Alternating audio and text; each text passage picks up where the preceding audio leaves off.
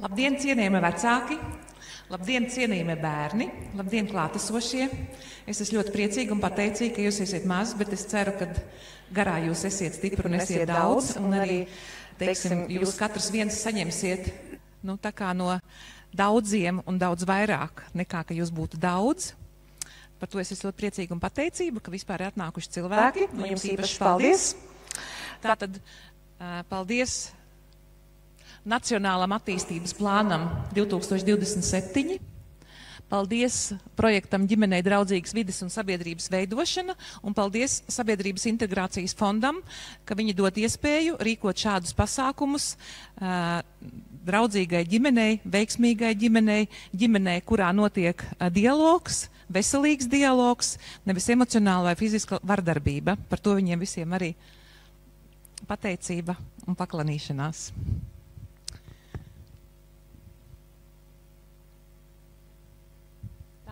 Šis jau ir pasākums numur 2. Pasākumu vai gribi būt par ienaidnieku saviem bērniem ietvaros. Un šis pasākums ir varbūt mazliet ar tādu dramatisku nosaukumu 13 killeri, kas nogalina jebkuras attiecības un jebkuru veiksmi.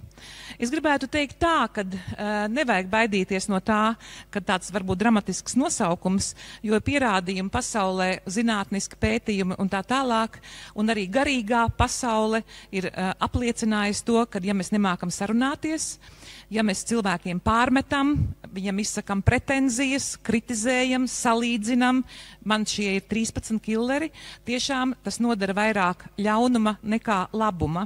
Un tāpēc mana pilnīgi 100% pārliecība ir, ka mums cilvēkiem vajag mācīties sarunāties, vest dialogu, vajag iedziļināties otra interesēs, otra sapņos, un visvairāk es aicinu šobrīd vecākus, lai vecāki tiešām mācās un māk iedziļināties, par ko bērns sapņo, kāda ir bērna patiesā griba, nevis uzspiest varbūt savu paštaisnumu vai savu taisnību, kura galīgi neatbilst mūsu pēcteču patiesajai tai dzīves aicinājumam.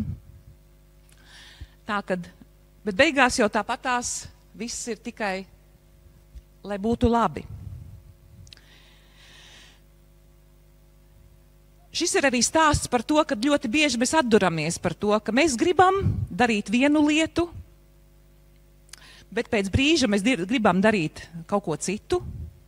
Mēs brīžiem sakam, jā, man arī saka, jā, Inga, man tas ir ļoti svarīgi, bet nākošā dienā uzrodās kaut kas ļoti svarīgāks. Un varbūt tas mērķis vairs nav tik nolūks, tik labs, un viņš pasaka, nē, man nav laika, ir atrunas. Un, diemžēl, kad ir atrunas, tad panākumi nebūs. Tas varbūt liekas atkal dramatiski, bet to cilvēkiem vajadzētu mācīties. Ja viņš atrunā savus sapņus, atrunā savu brīvo gribu, atrunā savu veiksmi, viņam veiksmes un nekad sapņi nepiepildīsies.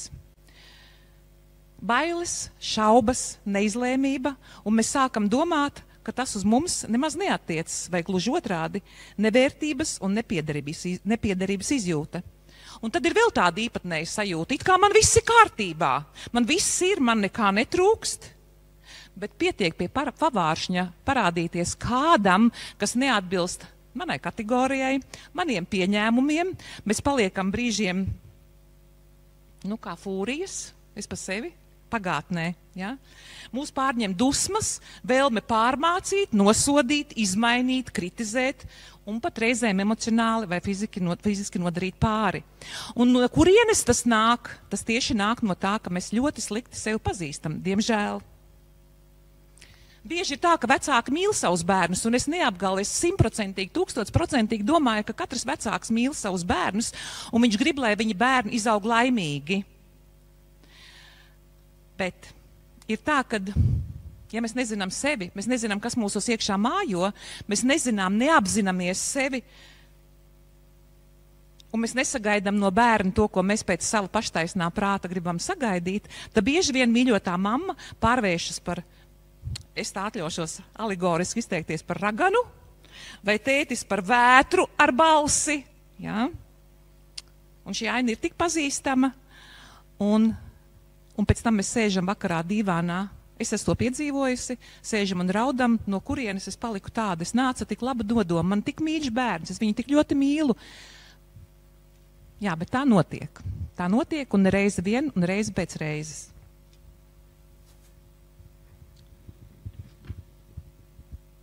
bērniem. Bērni arī apsola vecākiem. Es mācīšos, es no rītdienas Rīt es mācīšos. Es rīt sākšu mācīties matemātiku. Bet tad pēkšņi uzrodās draugi internetā, ir kaut kāda sakala spēlītes, izklaides, un matemātika vai mācīšanās aiziet gar degunu, un tu domā ārprāts, es taču solīju vakar šodien, bet nu labi, es atlikšu atkal uz rītdienu. Un atkal ir atlikšana, novilcināšanās, un tā mēs nevaram piepildīt savus mērķus, mēs nevaram sasniegt un pietuvoties pat saviem sapņiem.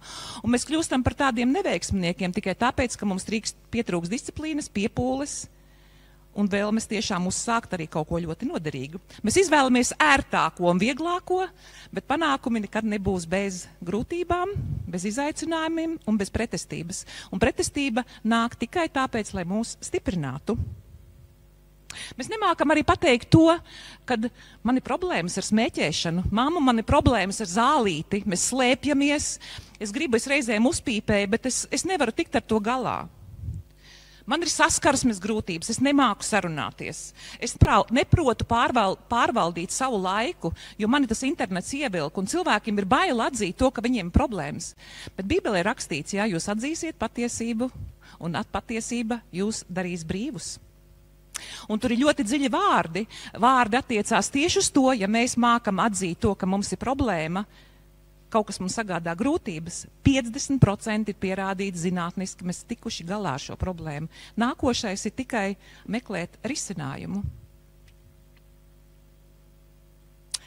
Un tātad šodien mums būs kopā eksperti, lektori, es nezinu, man liekas tādi iedvesmas cilvēki, garīdznieks Andris Ševels, priesteris Daugavpils un Jēzus sirds draudzes prāvests, teoloģijas doktors par garīgām lietām, kas nosaka mūsu iespēju būt laimīgiem cilvēkiem. Es aicināšu Andri piecelies un aplaudēsim priesterim. Paldies, paldies. Tad mums ir Santa Ķempele.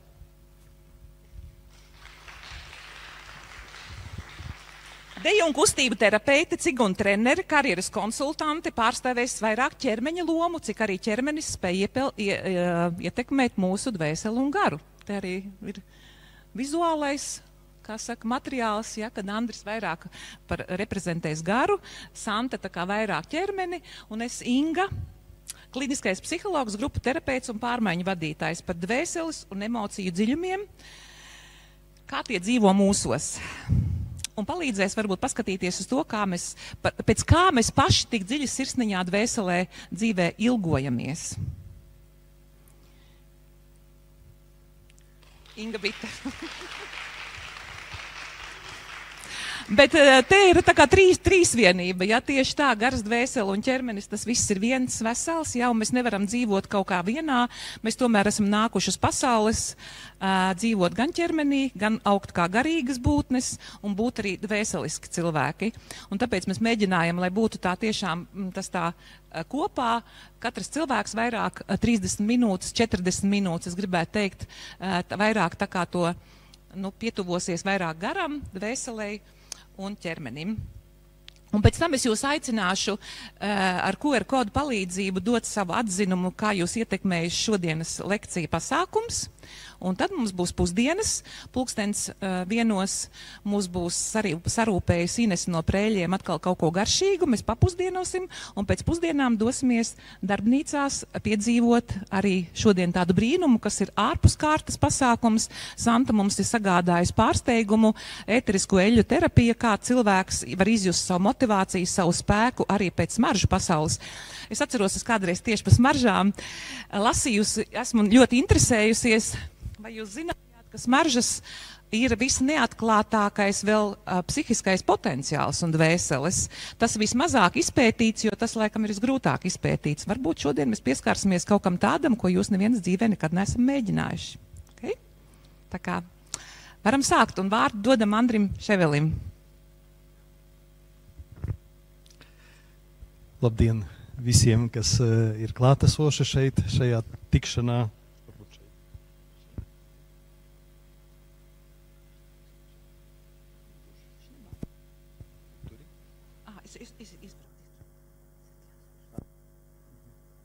Tehniskās lietas.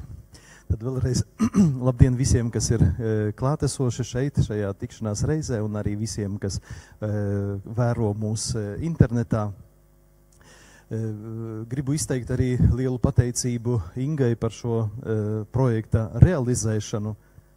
Paldies, ka ir tāda iespēja man un arī citiem ņemt dalību. Es ar lielu interesi arī ņemu dalību šajā konferencē, jo viens ir, ka varu runāt no sava garīgā viedokļa par šīm lietām, bet arī tad ieklausīties arī Santas stāstījumā, Ingas stāstījumā, ja, ka tas vienmēr paver tādu plašāk to redzes loku. Iesākšu ar tādu jautājumu. Kā jums šķiet, kad attīstās sabiedrība, kad notiek progress, teiksim, pasaulē, tā varētu teikt? Es negaidu no jums atbildes, jā, jo šī atbilde ir ļoti skaidra. Un atbilde, kad notiek pasaulē progress, kad attīstās katrs cilvēks un viss cilvēks. Katrs cilvēks, mēs saprotam, ka ir svarīgi cilvēkam attīstīties, bet ka viss cilvēks, ka ne tikai mēs rūpējamies par savu ķermeni, ne tikai rūpējamies par savu šo dvēselisko, jeb psihisko sfēru, bet arī par garīgo, ja, kad viss cilvēks attīstās. Un runājot par katra cilvēka attīstību, ja, mēs zinām, ka dzīve tā ir kustība. Tāds franču filozofs Gabriels Marsels, viņš teica, ka apzīmēja cilvēku homo viator, ja, ka cilvēks, kas ir ceļā.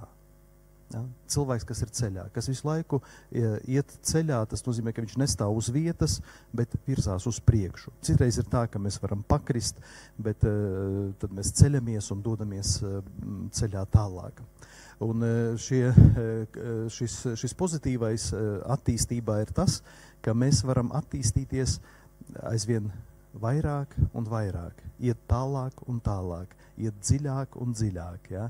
Iet augstāk un augstāk. Ja? Ka tā attīstība, tas ir vesels šis process, bet viņš ir ļoti būtisks katram cilvēkam, ka tas kārdinājums ir apstāties. Bet mēs nedrīkstam, ja mēs apstājamies, tad mēs ne tikai neattīstamies, bet mēs slīdam lejā.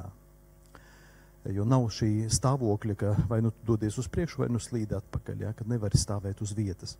Ja, un vēl viena arī lieta ir, kad mēs dodamies ceļā, mēs varam ceļā pieķerties vai pie kaut kādām lietām, vai pie kādiem cilvēkiem.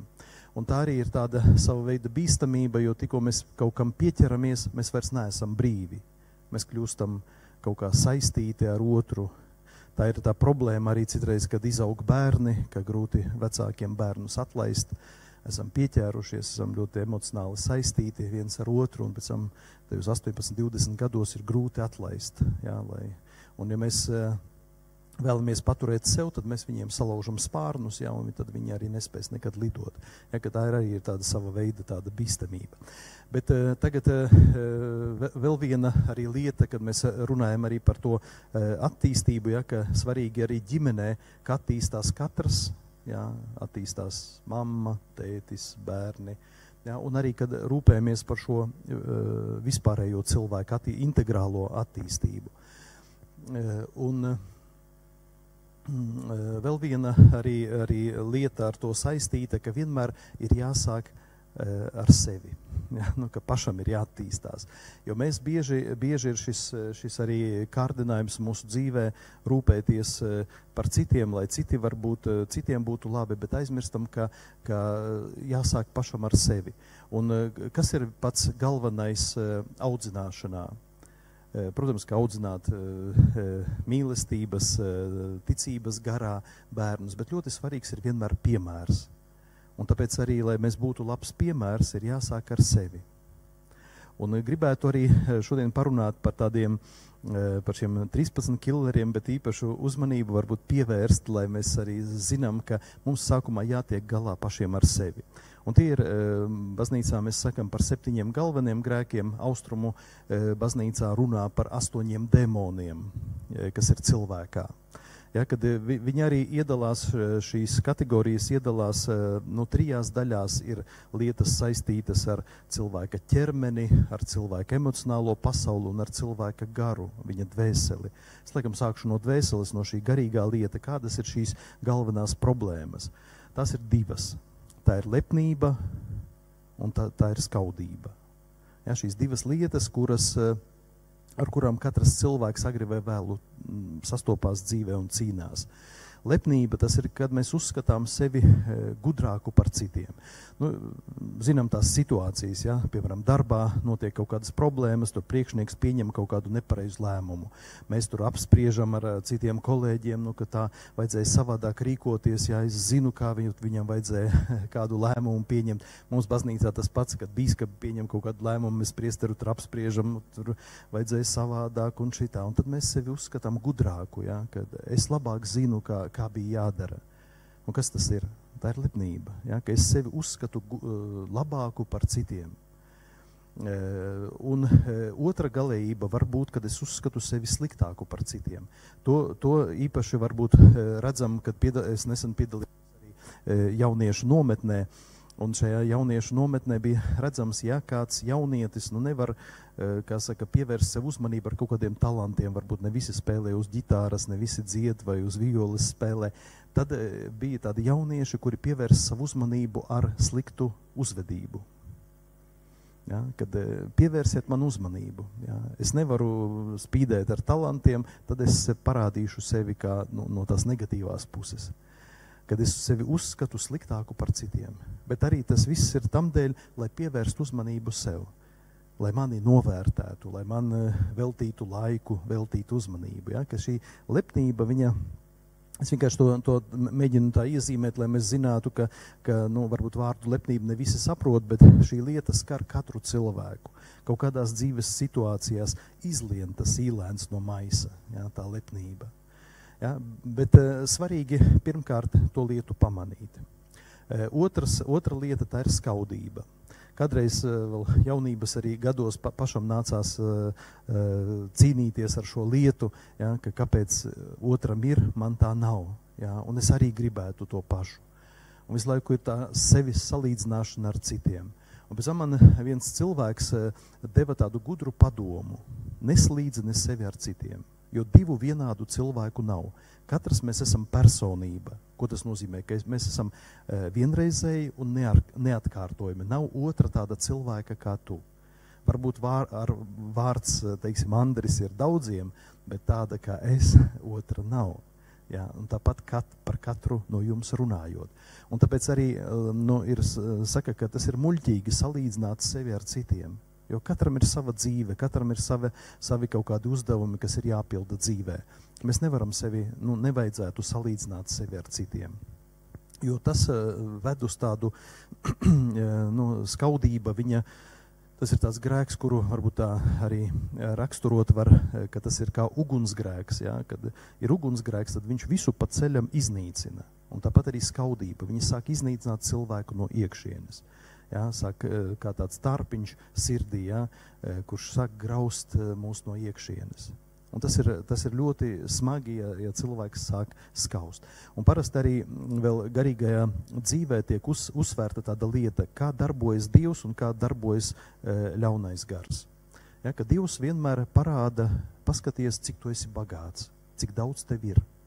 Un ja mēs to novērtējam, to, kas mūsos ir, tad mūsos rodās pateicība, ka mēs gribam savam radītājam pateikties par to, ar ko viņš mūs katru ir apveltījis. Bet ļaunais dara savādāk. Paskaties, kā tev nav. Jā, citiem ir, tev tā nav. Sāc skaust. Un tad tā skaudība viņa tevi nogalinās. Ja, jo viņa neļaus tev būt pateicīgam, neļaus priecāties par dzīvi, viņa tevi grauzīs no iekšienes. Ja. Tāpēc šīs lietas ir ļoti, tādas, ar kurām ir cilvēkam jātiek galā. Ja mēs netiksim galā pieaugušie ar to, tad mēs nespēsim būt par piemēru saviem bērniem. Ja mēs paši skaudīsim, ja mēs paši uzskatīsim sevi gudrāku, kritizēsim bērnu klātbūtnē citus, tad ko mēs darām? Mēs viņiem parādām šo nepareizo virzienu. Ja, ka tā ir šī pirmā lieta, kas saistās ar šo garīgo sfēru, ja, ar cilvēka dvēseli. Ja, tās ir šīs divas lietas. Tā ir lepnība un tā ir skaudība. Protams, ka šeit var vēl arī pie šiem visiem nosaukt arī egoismu, ja, kad es vairāk domāju par sevi, nevis par citiem. Tad nākošā lieta saistās ar mūsu emocionālo pasauli. Un šeit šie tādi grēki, ja, tas ir pirmkārt naids. Ja mēs neieredzam kādu cilvēku. Kad arī šis naids, tas ir liels tāds ļaunums, ja, ka mēs varbūt tas viss iesākās ar kaut kādām dusmām, kas pēc tam pārtop naidā. Kad mēs pēc tam nevaram neieredzēt, ja, ka es negribu tevi redzēt, šis vārds nozīmē, es negribu tevi redzēt. Tas nonāk līdz tam, ka tu vairs negribi to cilvēku fiziski redzēt. Un vēl viena arī lieta saistīta ar šo emocionālo pasauli, tas ir slinkums. Tā arī ir tāda psiholoģisks stāvoklis cilvēkā, ka cilvēks ir slinks. Un sevišķi arī, teiksim, ģimenē tas ļoti, ļoti labi pamanāms, jā. Bieži, es atceros, kādreiz tikos ar vienu ģimenes psihoterapeiti, kura teica, ka, ja atnāk pie manis vecāki un bērnam ir problēmas tur līdz 7 gadiem, kaut kādas arī fiziskas slimības, tas saka, es nestrādāju ar bērnu, jo problēma jau nav bērnā, problēma ir vecākos, ka jāstrādā ar vecākiem.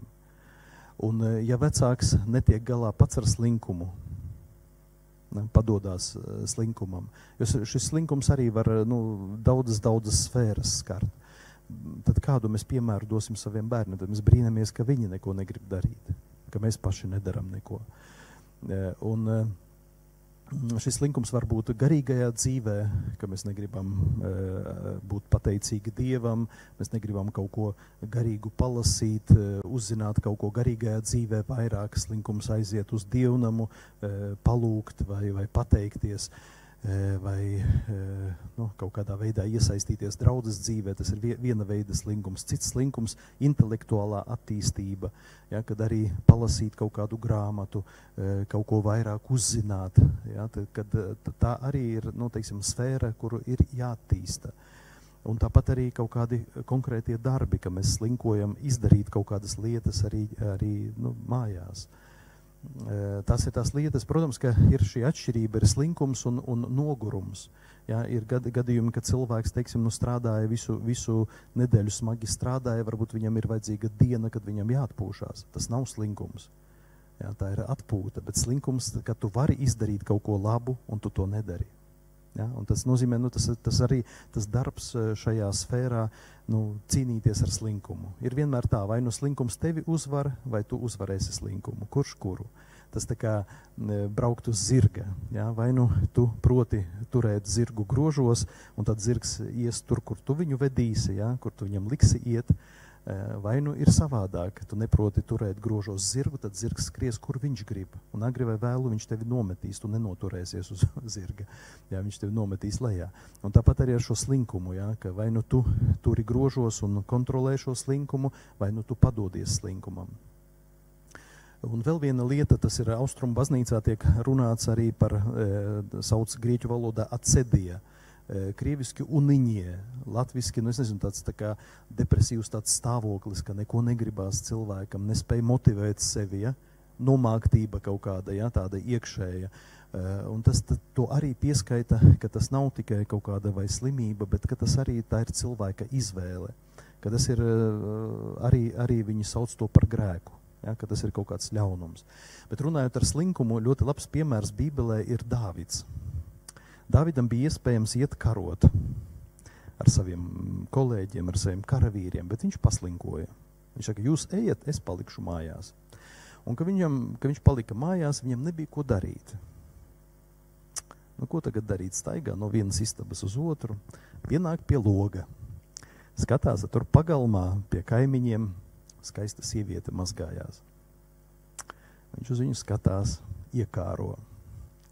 Pēc tam liek šo sievieti saviem tur, tā kā Dāvids ir karalis, jā, tad pavēl saviem padotajiem, lai atved to sievieti pie viņa.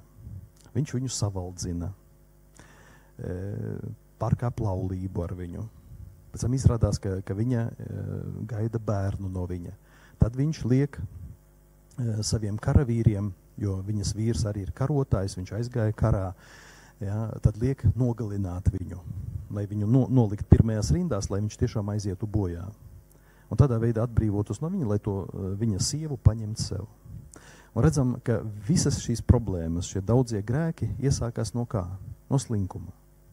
Viņš paslinkoja, pēc tam iekāroja, pēc tam pārkāpa laulību, pēc tam lika nogalināt otru cilvēku. Ja? Ka redzam, ka tās lietas arī var vilkt aiz sevis. Un kāpēc mēs arī sakam 7 galvenie grēki? Tie nav vislielākie grēki, bet kāpēc viņi ir galvenie? Jo katrs no šīm lietām pavelk sev līdzi lavīnu citu grēku. Ja? Tā kā slinkums var novest līdz pat slepkavībai, ja? Tāpat arī katrs no viņiem viņš velk sev līdzi citus. Nu, un ir 3 grēki saistīti ar cilvēka ķermeni. Varbūt es šeit jau citā sfērā santas, ja, bet es no šī garīgās pozīcijas, ja, ir 3 tādas lietas, kam ir jāpievērš uzmanība. Kā jūs domājat, kāda ir pirmā problēma, kas sākās ar mūsu, kad sākās daudzas slimības mūsu dzīvē? Negausība. Jā, tieši tā. Tas saistās ar ķermeni, ka visas problēmas iesākās, ka mēs neprotam ievērot mēru ēdienā. Jā, tas nozīmē, ka ir negausība. Vai nu cilvēks pārmērīgi ēd, bet šeit ir 2 galības. Vai nu ir par daudz, vai ir par maz. Jā, ja cilvēks arī nēd, arī ir slikti, var arī rasties daudzas problēmas, slimības tieši no tā, ka cilvēks nēd, ka viņam nav spēka. Un tas pats arī ir mērs dzērienos, jā, īpaši varbūt alkoholiskie dzērieni. Baznīcā nekad netiek runāts par sauso likumu. Teiksim, arī Bībele vienmēr, kad arī Jēzus piedalījās ar saviem mācekļiem pusdienās, vakariņās, vienmēr lietoja vīnu. Ja, ka vīns arī Bībelē saka, tas ir prieka simbols. Ja tu vienu kausiņu vīna iedzersi, tas nav grēks. Ja tu piedzersies un uzvedīsies kā cūka, tad tas jau ir grēks. Ja, kad ļoti svarīgs ir tas mērs. Ja, un tāpēc arī šī pirmā lieta, daudzas problēmas sākās mūsu dzīvē tad, kad mēs neievērojam mēru. Jā, pat sākot ar ēdienu vai dzērienu. Jo cilvēks arī, kad citreiz pārdzīvo stresu, kad mums ir kaut kādas varbūt nepatikšanas, ir arī tāda lieta, ka to stresu gribās apēst. Un tad cilvēks vienkārši ēd, tāpēc, ka ir stress. Jā, bet tas arī, tur ir jākontrolē šīs lietas. Ja? Pēc tam nākošā lieta ir, Bībelē viņu sauc par mantkārību. Ja mēs vēl parastā valodā varētu teikt, tas ir skopums. Arī tāds gadījums, teiksim, ģimenes dzīvē, ka vecmamma saņēma pensiju, kā kādreiz bija nevis uz kartiņu, ja, bet atnāca šī pasniece, laikam atnesa pensiju. Tur vecmamma parakstījās, ka ir saņēmusi pensiju. Un kaimiņš jau zina, ka viņa saņem pensiju. Atnāk pie viņa, zvana durvīs. Saka, tu man vari aizdot naudu? Mazbērni to visu redz, ja, novēro. Viņa saka, man nav naudas. Tikko viņa ir saņēmusi, ja, bērni to redzēja, ka atnāca, ja, tas arī cilvēks zina. Un viņa saka, melo, skatoties atzīt, ka man nav. Šajā gadījumā labāk būtu pateikt, ka es tikko pensiju saņēmu, man nauda ir, bet man ir saplānots, kur es tev nevaru iedot. Man ir, bet es tev nevaru iedot, būt godīgam. Bet mēs arī varam, tādā veidā, ieļaunot citus, pat arī savu ģimeni, savus bērnus, ja, ka mēs atklāti, melojam un arī varbūt tādā veidā parādām arī savu skopumu. Šī lieta, ja, mantkārība, bet ar mantkārību vēl ir tā, ka mums visu laiku gribās ņemt un liekas, ka mēs sevi piepildīsim ar to, ka mēs ņemsim. Tāpat kā stresu var apēst, mums liekas, ka ir stress vajag ēst, un tāpat arī šajās materiālās lietās mums liekas, mums ir iekšēji cilvēkā, iekšējais ir tukšums, un gribās to tukšumu piepildīt ar materiālām lietām. Mums liekas, jo bagātāki mēs būsim tā kā vairāk piepildīti, tiešām bagāti. Bet Bībele mums māca, ka bagāts cilvēks tas nav, kurš ņem tikai sev, bet bagāts ir tas, kurš prot dalīties ar to, kas viņam ir ar citiem, ka mēs dalāmies. Tas ir bagāts cilvēks, kurš prot dalīties, nevis kurš ņem. Svētīgāk ir dot nekā ņemt. Arī latviešu tautas dziesmā Piedieviņa Garigaldi, tur arī par to tiek runāts, ka svētīgāk labāk ir dot nekā ņemti. Šī lieta. Un vēl viena lieta saistībā ar cilvēka ķermeni, tā ir nešķīstība. tā kristietībā šo lietu sauc, bet tas ir tāda nepareiza savas seksualitātes izmantošana. Jo seksualitāte Bībelē ir teikts, ka tā ir dāvana, tā ir Dieva dāvana. Bet tā ir arī liela atbildība cilvēkam. Ja? Šī dāvana ir dota tam dēļ, lai laulībā tu varētu ar sevi dalīties ar citiem, lai tu, pateicoties arī savam ķermenim, psihiskam stāvoklim, varētu sevi dot otram cilvēkam. Un šī došana saistās arī ar atvērtību dzīvībai. Bet, ja cilvēks grib šo lietu ņemt tikai sev, gūt baudu sev, nevis sevi dot citam, bet atkal ņemt, tad tas rada ļoti nopietnas lietas. Un tāpēc arī tagad, teiksim, arī daudzās ārzemēs valstīs tādu ceļu trauksmi, ja, kad aizliegt bērniem laikam līdz 18 gadiem izmantot mobīlo telefonu. Jo ļoti viegli mobilajā telefonā var iet kaut kādos pornogrāfiskos, erotiskos tajos saitos, kas pēc tam bērnam ļoti degradē bērnu, viņa psihi. Bet arī tādi gadījumi, man nācās ar tādiem vairākiem cilvēkiem satikties, kuri ir atkarīgi no šīm lietām. Un kā tas iesākās? Kad arī ģimenēs, ja, kad es atceros vienu klases biedru pats savu, ja, kurš atrada, tētim bija kaut kādas tur žurnāli dažādi, un starp to žurnālu kaudzē atrada pornogrāfisku žurnālu. Un, saprotiet, vecāks pats netiek ar kaut kādām lietām galā, un tad mēs brīnāmies, ka pēc tam bērni netiek. Bet bērnam tas bija baigais ieļaunojums, tas bija tāds. Un daudziem cilvēkiem, tas viss iesākās ļoti nevainīgi, bet pēc tam tās kļūst par nopietnām atkarībām. Jo tās atkarības jau vairs nav tikai tādas fiziskas, bet arī psiholoģiskas atkarības. Zināt, ka alkoholiķiem ir anonīmie alkoholiķi, tādas 12 soļi, bet ir arī anonīmie erotomāni. Cilvēki, kuri atkarīgi no erotikas un visas šīs pasaules sfēras, ja? Kad arī viņiem ir 12 soļi, kā iziet no šīm lietām, jo tā ir nopietna atkarība, kas ilgst citreiz gadiem cilvēkā. Un tāpēc šeit arī ir jāpievērš uzmanība arī šīm lietām, kā ar šīm lietām pašiem arī jātiek galā. Ja, jo ja mēs netiekam galā, arī kādreiz, es gribēju to piemēru minēt, iesāku, bet pārgāju uz citu lietu, kad bija kādreiz saruna ar kādu pieaugušu vīrieti, kuram bija problēma, ka viņš saka, es mīlu savu sievu, jā, bet es nevaru būt viņai uzticīgs. Ik pa laikam es pārkāpu laulību.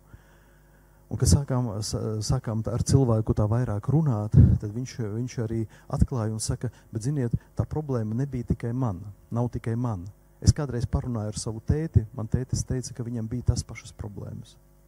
Un ka redzam, ka pat viņš nezināja, ka tētim šīs problēmas bija, varbūt kaut kādā veidā nojauta, bet viņš pats pēc tam netiek galā.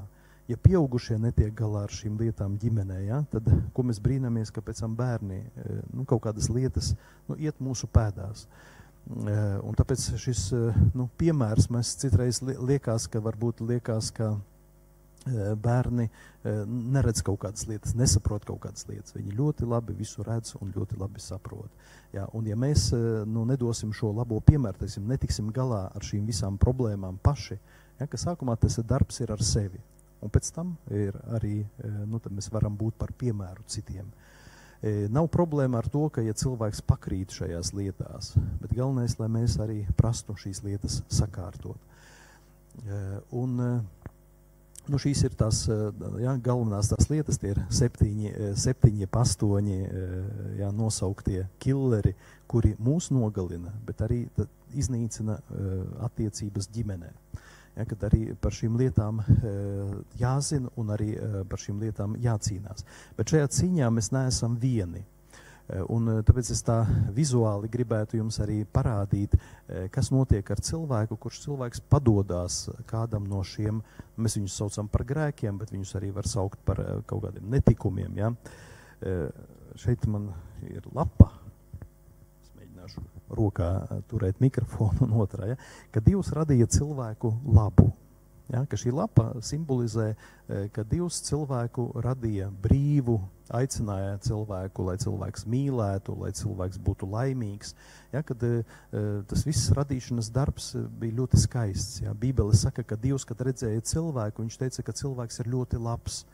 Un šis vārds ebreju valodā labs, viņš arī nozīmē skaists. Ka cilvēks bija radīts labs un skaists. Bet Dievs radīja cilvēku brīvu, un arī mums jāzina, ka cilvēks ir brīvs, viņš var darīt, ko grib, bet ja ir brīvība, tad ir izvēle starp labo un ļauno. Un ja cilvēks izvēlas labo, tad šis labais padara mani labāku, ja, dot spārnus, ka es varu, teiksim, priecāties, lidot un tā tālāk, doties uz priekšu.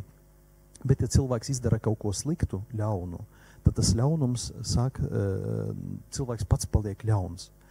Mēs salīdzinām šo stāvokli ar to, ka tas ir līdzīgi kā cilvēks, kurš ir iegrimis purvā. Jo vairāk tu spirinies purvā, jo purs tevi vairāk ievelk iekšā. Tu sevi aiz matiem nevari izvilkt no purva. Vienīgais veids, kā tikt ārā, ka tev kāds nāk palīgā, ka tev kāds padod roku, ka kāds tevi izvelk no šī purva, padod striķi vai kādu pagali, ja, un tevi izvelk no turienes. Un tāpēc arī šeit, kad mēs izdarām to ļaunu, mēs iegribam purvā, ja, un šeit tas grēks, tas ļaunums padara to, ka cilvēks ieslēdzās sevī. Mums ir kaut kādas problēmas, un mēs ieslēdzamies sevī, ja, mēs aizveramies. Un tas skaistās baltās lapas paliek šī tāds te kamoliņš, ja, ka cilvēks ieslēdzās sevī. Un tagad, kas ir svarīgi, ka cilvēks atverās Dievam. Jēzus nāca nevis cilvēku, lai tiesātu, bet lai cilvēku glābtu. Ja? Un ja mēs ļaujamies Dievam, tad Dievs pamazām atkal atjauno mūs, palīdz mums atvērties. Ja? Tāpēc arī Bībelē ir ļoti svarīgs vārds atveries. Un pamazām, varbūt pat tur mikrofonu, tas vieglāk, ja, nedaudz iztaisno. Un ja mēs ļaujam Dievam darboties, tad Dievs arī sāk iztaisnot un arī kārtot mūsu dzīvi. Ja? Kaut kā salikt, sakārto. Mēs varbūt kaut kādas lietas nesaprotam, bet viņš sakārto. Un svarīgi ir kas, ka mēs šīs lietas, ar kurām mēs sastopamies ar tiem grēkiem, ka mēs viņus atdodam Jēzum.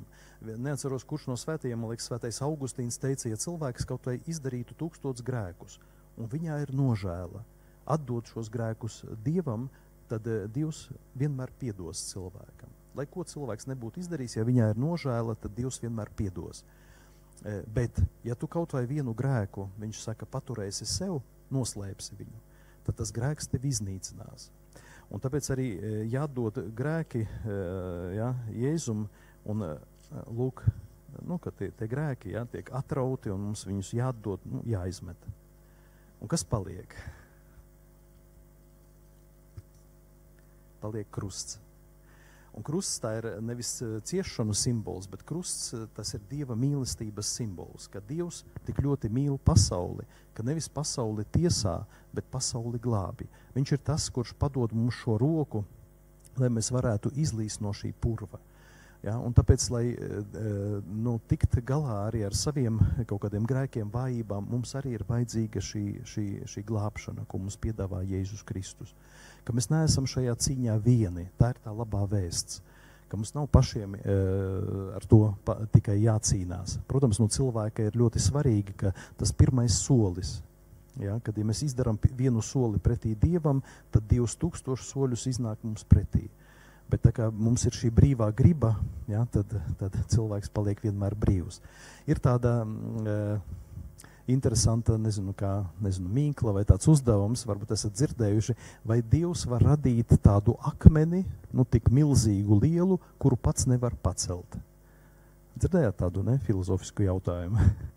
Vai Dievs var radīt tādu akmeni, ja, un jebkura atbilde uz šo jautājumu runā par Dieva vājumu, ka Dievs ir vājš. Ja Dievs var radīt tādu lielu akmeni, kuru nevar pacelt, tad viņš ir visvarens, jo viņš var radīt, bet viņš nevar pacelt, viņš ir vājš. Vai varam pateikt, ka Dievs nevar tādu akmeni radīt. Ja, tad mēs runājam par Dieva vājumu. Un viens no baznīcas tēviem teica, ka Dievs tādu akmeni ir radījis, un tas ir cilvēks. Kāpēc? Tāpēc, ka cilvēkam dodot brīvo gribu, Dievs respektē cilvēku izvēli. Ja cilvēks saka Dievam jā, tad šis jā vārds attīsta un cilvēks līdzdarbojās ar Dievu, bet cilvēks arī Dievam var pateikt nē. Un tad Dievs ir bezspēcīgs. Arī katoliskās baznīcas katehismā ir teikts, ka ja cilvēks izvēlas elli, tad Dievs ir vājš, tādā ziņā, ka viņš deva brīvo gribu un cilvēks pats izvēlas un viņš iet šo pazušanas ceļu un Dievs vairs neko nevar darīt, jo cilvēks to ir izvēlējies. Tā ir cilvēka izvēle. Pat arī daudz teologi teica, ka elles esamība ir pierādījums, ka cilvēkam ir brīvā griba, ja, ka cilvēks vienmēr ir brīvs. Un tāpēc tas pirmais solis, tāpēc es teicu, ja mēs izdarām vienu soli pretī Dievam, tad 2000 soļus panāk pretī cilvēkam, lai cilvēkam palīdzētu. Un tāpēc arī ģimenē vai vispār mūsu privātajā dzīvē ir tik ļoti svarīga ticība, šī arī garīgā sfēra. Viens ir iepazīt šīs lietas, kuras mums nes ļaunumu, postu, iznīcību, bet arī vienmēr redzēt šo cerību. Ja baznīcā tiek runāts par grēku, tad tikai tāpēc, ka uzreiz tiek runāts, ka ir kāds, kas tos grēkus ir gatavs piedot un palīdzēt cilvēkam mainīt savu dzīvi, palīdzēt cilvēkam augt. Un lai šie vārdi arī ir kā šī cerība arī mums, ka pat ja arī mēs kļūdamies savā dzīvē, tad nekad nav, ja arī pakrītam, tad vienmēr ir kāds, kurš pieceļ. Un šodien evaņģēlijā baznīcā tiek lasīts, ka Jēzu piepildās pravieša Isaja vārdi, un kur ir teikts, ka viņš ir tāds mesija glābējs, kurš aizlūzušu niedri nelauzīs līdz galam, bet viņu šo aizlūzušo niedri iztaisnos, sārstēs, nezinu, lai viņa varētu tālāk. Ja viņa ir aizlūzusi, tad nevis lauzīs līdz galam, bet tieši otrādāk atdzīvinās viņu. Tik kvēlojošu dakti nenodzēsīs. Ja kaut vai oglītēs ir vismaz maziņa uguns liesmiņa, viņš darīs visu, lai parādītos uguns, nenodzēsīs to. Ja, kad Dievs ir tāds, kurš negrib cilvēku, cilvēka postu, bet tieši otrādāk, lai cilvēks atgrieztos un dzīvotu. Un man laiks vēl ir? Kā mums ar to laiku? Laikam 4 minūtes vēl. Jā. Un tad vēl ļoti arī īsi vēl par piedošanu, ka ļoti svarīga ģimenes attiecībās ir piedošana. Nolikšu lejā. Un runājot arī par šo tēmu, Bībelē ir ļoti skaisti vārdi saule, lai nenoriet pār jūsu dusmām. Ja, saule tagad ir, ja mēs dusmojamies, saule dosies uz rietu vakarā, tad pirms noriet saule izlīgst viens ar otru. Tāpat ir arī gan attiecībās starp vīru un sievu, gan arī attiecībās starp bērniem un vecākiem. Tas arī ir ļoti, ļoti skaisti, un tas runā arī par kaut kādu tādu iekšējo briedumu, ja, kad mēs, protam, palūgt viens otram piedošanu. Var gadīties, ka mamma ir nogurusi no darba atnāk. Bērns nav izdarījis tur mājas darbu, nav izdarījis, ko solīja mammai. Mamma sadusmojās, uzkliedza uz bērnu. Ja? Tad ir arī svarīgi, kad vakarā, kad piedod, ja, es nesavaldījos, ja, kad arī šīs emocionālās lietas uzkliedzu, ja, ka palūgt viens otram piedošanu, izlīgt vienam ar otru, jo tā izlīgšana tiešām dziedina savstarpējās attiecības. Un tāpat arī, pēc tam var gadīties tā, ka ģimenē ir ilgus gadus bērnos varbūt aizvainojumi pret vecākiem, pret tēti vai mammu. Ja ir bijušas sevišķi kaut kādas lietas, tur alkoholisms ģimenē vai kaut kādas citas lietas, kad var būt pēc tam kaut kādas pretenzijas, kas var ilgt gadiem. Un izlīgšana, piedošana un izlīgšana, viņa palīdz sakārtot attiecības, ka tiešām tās attiecības var nostāties citā gultnē. Mēs arī garīgajā pasaulē sakam, ka ja cilvēks nepiedod, tad viņam pie kājas tiek piesiets striķis. Un tu gribi iet uz priekšu, bet kāds tavu kāju velk atpakaļ. Tu gribi iet uz priekšu, tev velk atpakaļ ar striķi. Vajag atcirst, nocirst to striķi, nogriezt. Ja, tas nozīmē izlīgt ar pagātni, atlaist to pagātni, piedot un iet uz priekšu. Ja tu nepiedod, tu nebūsi spējīgs dzīvot šodien un doties uz priekšu.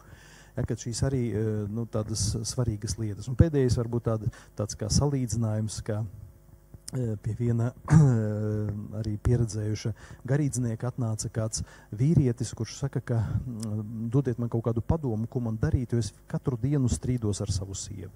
Mums visu laiku ir strīdi. Ko mums darīt? Un tas cilvēks saka, paņem striķi, iedeva viņam striķi, sasien mezglu. Un tagad es turēšu pie vienas puses, tu turi pie otras, un mēs vilksim katrs uz savu pusi to striķi ar mezglu. Un tavs uzdevums atsiet mezglu. Katrs velk uz savu pusi, kā atsiet mezglu. Viņš saka, tas nav iespējams. Bet kas ir jādara, lai to mezglu atsiet? Vajag vienam vismaz atlaist. Labāk abiem atlaist un kopā atsiet to mezglu. Tas būs viegli izdarām. Bet ja katrs mēs vilksim uz savu pusi, mezgls vēl vairāk sasienās un mēs nevarēsim atrisināt šo problēmu. Ka problēmas risinājums ir piekāpties, ja? Kopā risināt kaut kādas lietas, nevis palikt pie saviem tādiem uzskatiem. Mums draudzē bija tāds viens gadījums, viens brīnišķīgs tāds jauns pāris salauzās un nodzīvoja kopā tikai pusgadu. Vīrs ar sievu sastrīdējās, viņiem pat vēl bērni nebija, nebija bērnu vēl viņu laulībā, ja, sastrīdējās. Un sastrīdoties, sieva paņēma savas mantas un aizgāja pie savas mammas. Bet pirms iziet no mājas, vīrs viņai saka, ja tu aizies no mājas, tu vairāk šeit pārkāpsi šo slieksni, aizies pie savas mammas, tu atpakaļ vairs nekad neatnāksi. Bet viņai vajadzīgs bija tāds brīdis, kad pabūt vienatnē vai aiziet pie mammas, pastāstīt mammai par šo situāciju, kas ir radusies. Viņa aizgāja. Pēc dažām dienām viņa nomierinājās, viss nāk atpakaļ pie viņa, viņš viņu nelaiž mājās iekšā. Viņš saka, es tev teicu, ja, ka tu pārkāpsi šo slieksni, atpakaļ tu neienāks. Un viņa saka, es stājos viņa priekšā uz ceļiem, es lūdzu piedošanu, piedod, ja, vai sāksim visu no jauna. Viņš saka, nē. Un viss. Un nevarēja viņu pārliecināt.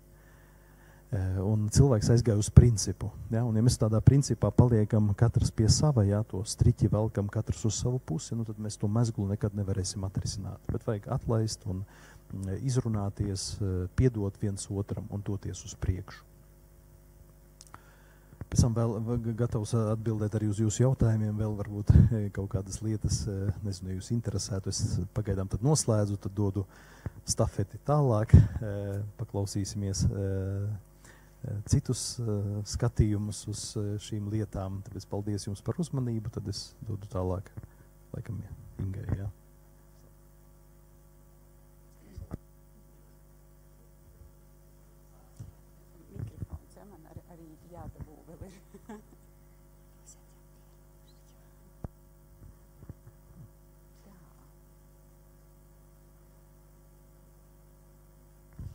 Nu, tā esmu es.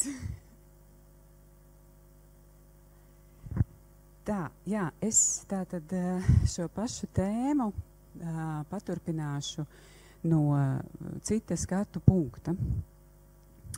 Jo es domāju, esat dzirdējuši to līdzību, ka cilvēki sastopās ar ziloni, zilonis ir kaut kas liels, uzreiz varbūt nevar ieraudzīt, ka tas ir zilonis, viens piestājās pie snuķa un stāsta par ziloni no stuķa redzes punkta, jā, viens piestājās pie astes un stāsta par ziloni no astes skatu punkta, bet īsnībā viņi runā par vienu to pašu, par ziloni, jā. Un tā arī mēs tagad katrs pastāstam par cilvēku, par to, kas mēs katrs esam, no dažādiem skatu punktiem. Un es pastāstīšu par ķermeni.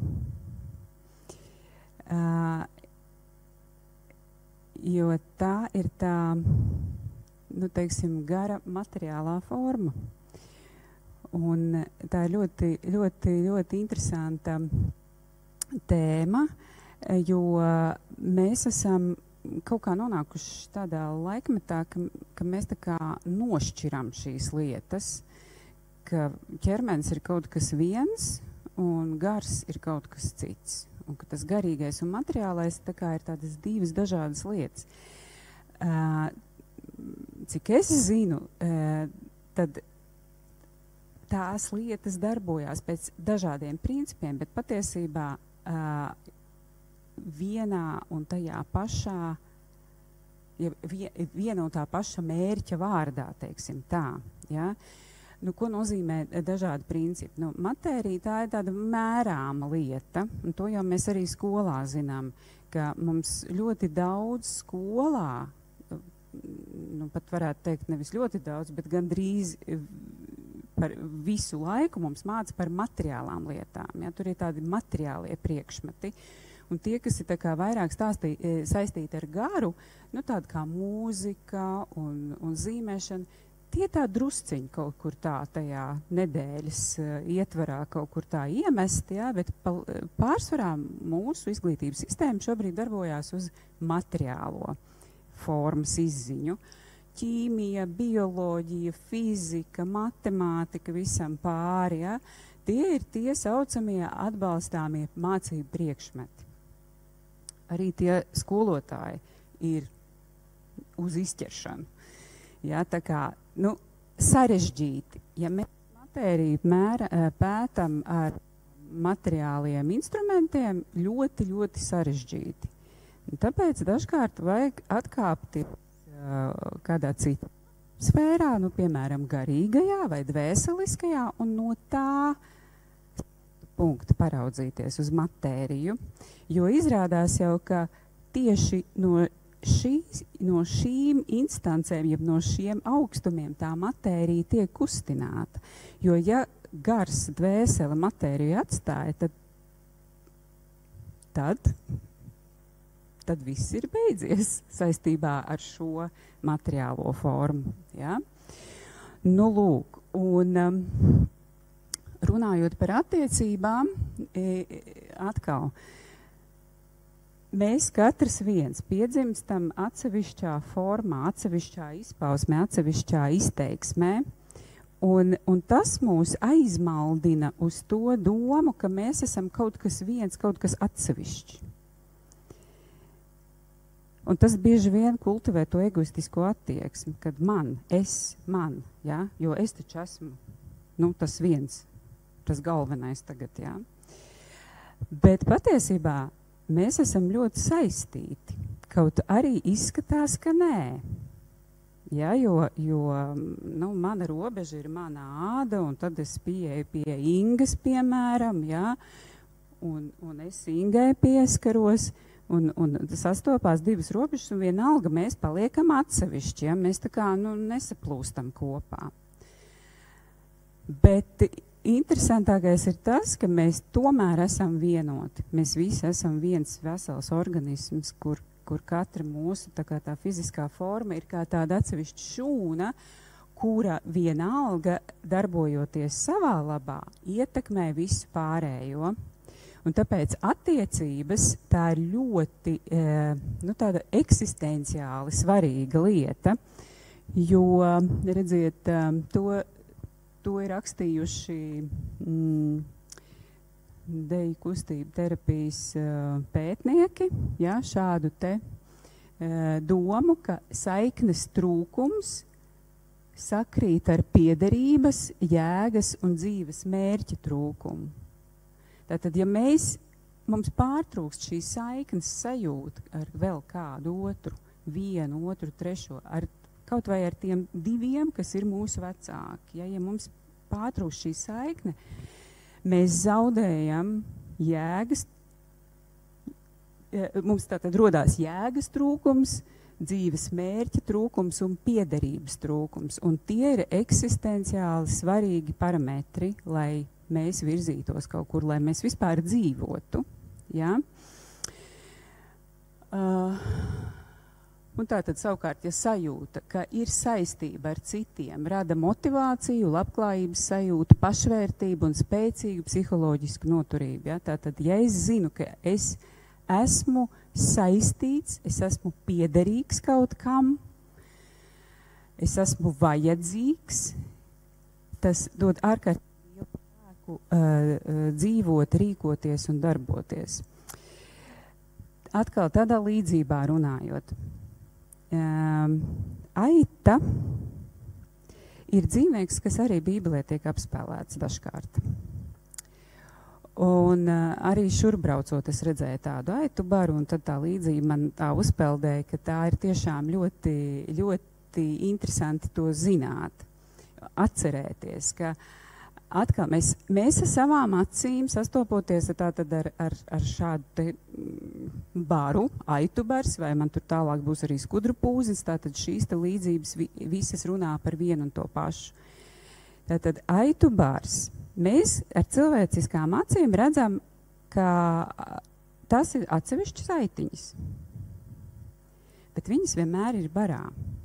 Jūs esat kādreiz redzējuši aitu vienu pašu kaut kur staigājam, ganoties kaut kur. Ja tas tā ir, tad tas ir tas gadījums, par ko es tagad pastāstīšu. Tātad aita ir nomaldījusies no bara.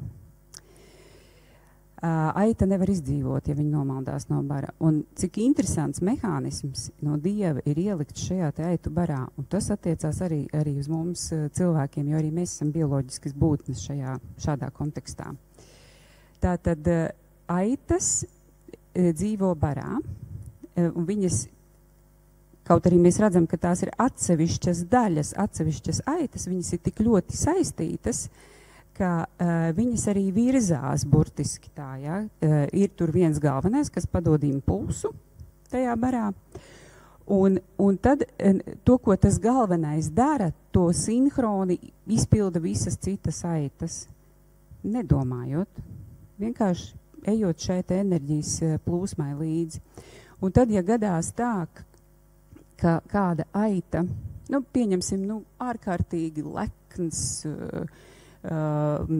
lauks ar skaisti zaļu saziedējušu barību, viņas tur visas tagad paklīst vairāk, vairs neturās tik cieši, paklīst vairāk, un katra meklē sev to garšīgāko lapiņu, ko apēst, un kāda no aitām aizraujās kādā pudurā, un citas ir jau aizvirzījušās tālāk. Notiek ļoti interesants moments, ka šī te aita viņa sāk zaudēt šo te enerģiju, jeb signālu ar savu baru. Un jo bars tālāk atkāpjās no viņas, aiziet arvien tālāk, tas signāls un tas enerģijas avots tā kā kļūst arvien vājāks un vājāks, un viņa principā zaudē spēku, lai dotos projām. Dzird, cik interesanti, ka viņai trūkst spēks, lai attālinātos vēl tālāk no bara. Tātad viņai ir nepieciešams atgūt enerģiju, lai atgrieztos pie bara. Ja? Jo viņa tālāk iet, jo viņai vairāk zūd spēka, līdz kamēr viņa vispār noguļās. Un tad ir ļoti svarīgi, ka to pamana pats bars, ka viņiem iztrūkst viena daļa no bara, un viņi sāk viņu tā kā meklēt. Un, jo viņi tuvāk tuvojās tai noklīdušai avī, jo tai avī atkal, tai aitai sāk parādīties atkal enerģija un spēks, un viņi tā kā saplūst atpakaļ kopā. Ar cilvēkiem notiek tieši tāpat, jo cilvēks tālāk aiziet savā egoistiskajā dzīves stilā no tā sava bara, jo viņam vairāk trūkst enerģijas. Šīs te enerģijas, kas tā kā iet caur šo te visu cilvēcisko kolektīvu, teiksim tā. Un jo viņam vairāk trūkst enerģijas no šī te cilvēciskā kolektīva, viņam ir vairāk nepieciešams enerģijas dopings no ārējās pasaules, un tad mēs arī nonākam pie tām atkarībām.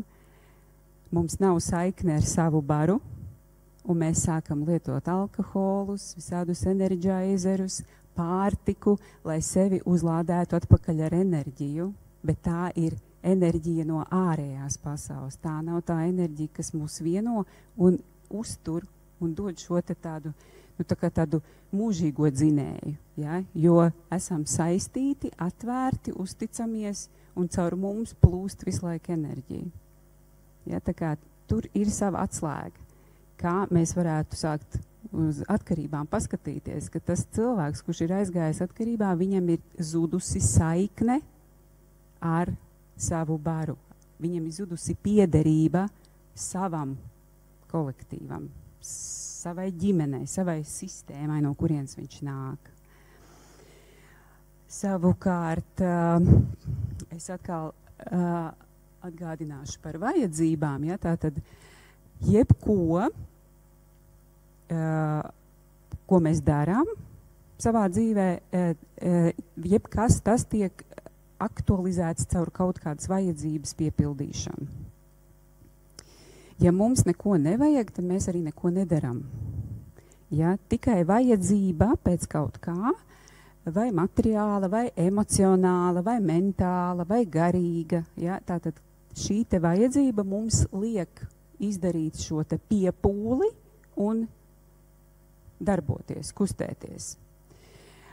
Ja cilvēks aiziet destruktīvā uzvedībā, kā arī jau Andris pieminēja, ja, šīs te, nu, teiksim, sliktās uzvedības piemērus, ka mēs pievēršam uzmanību caur sliktu uzvedību.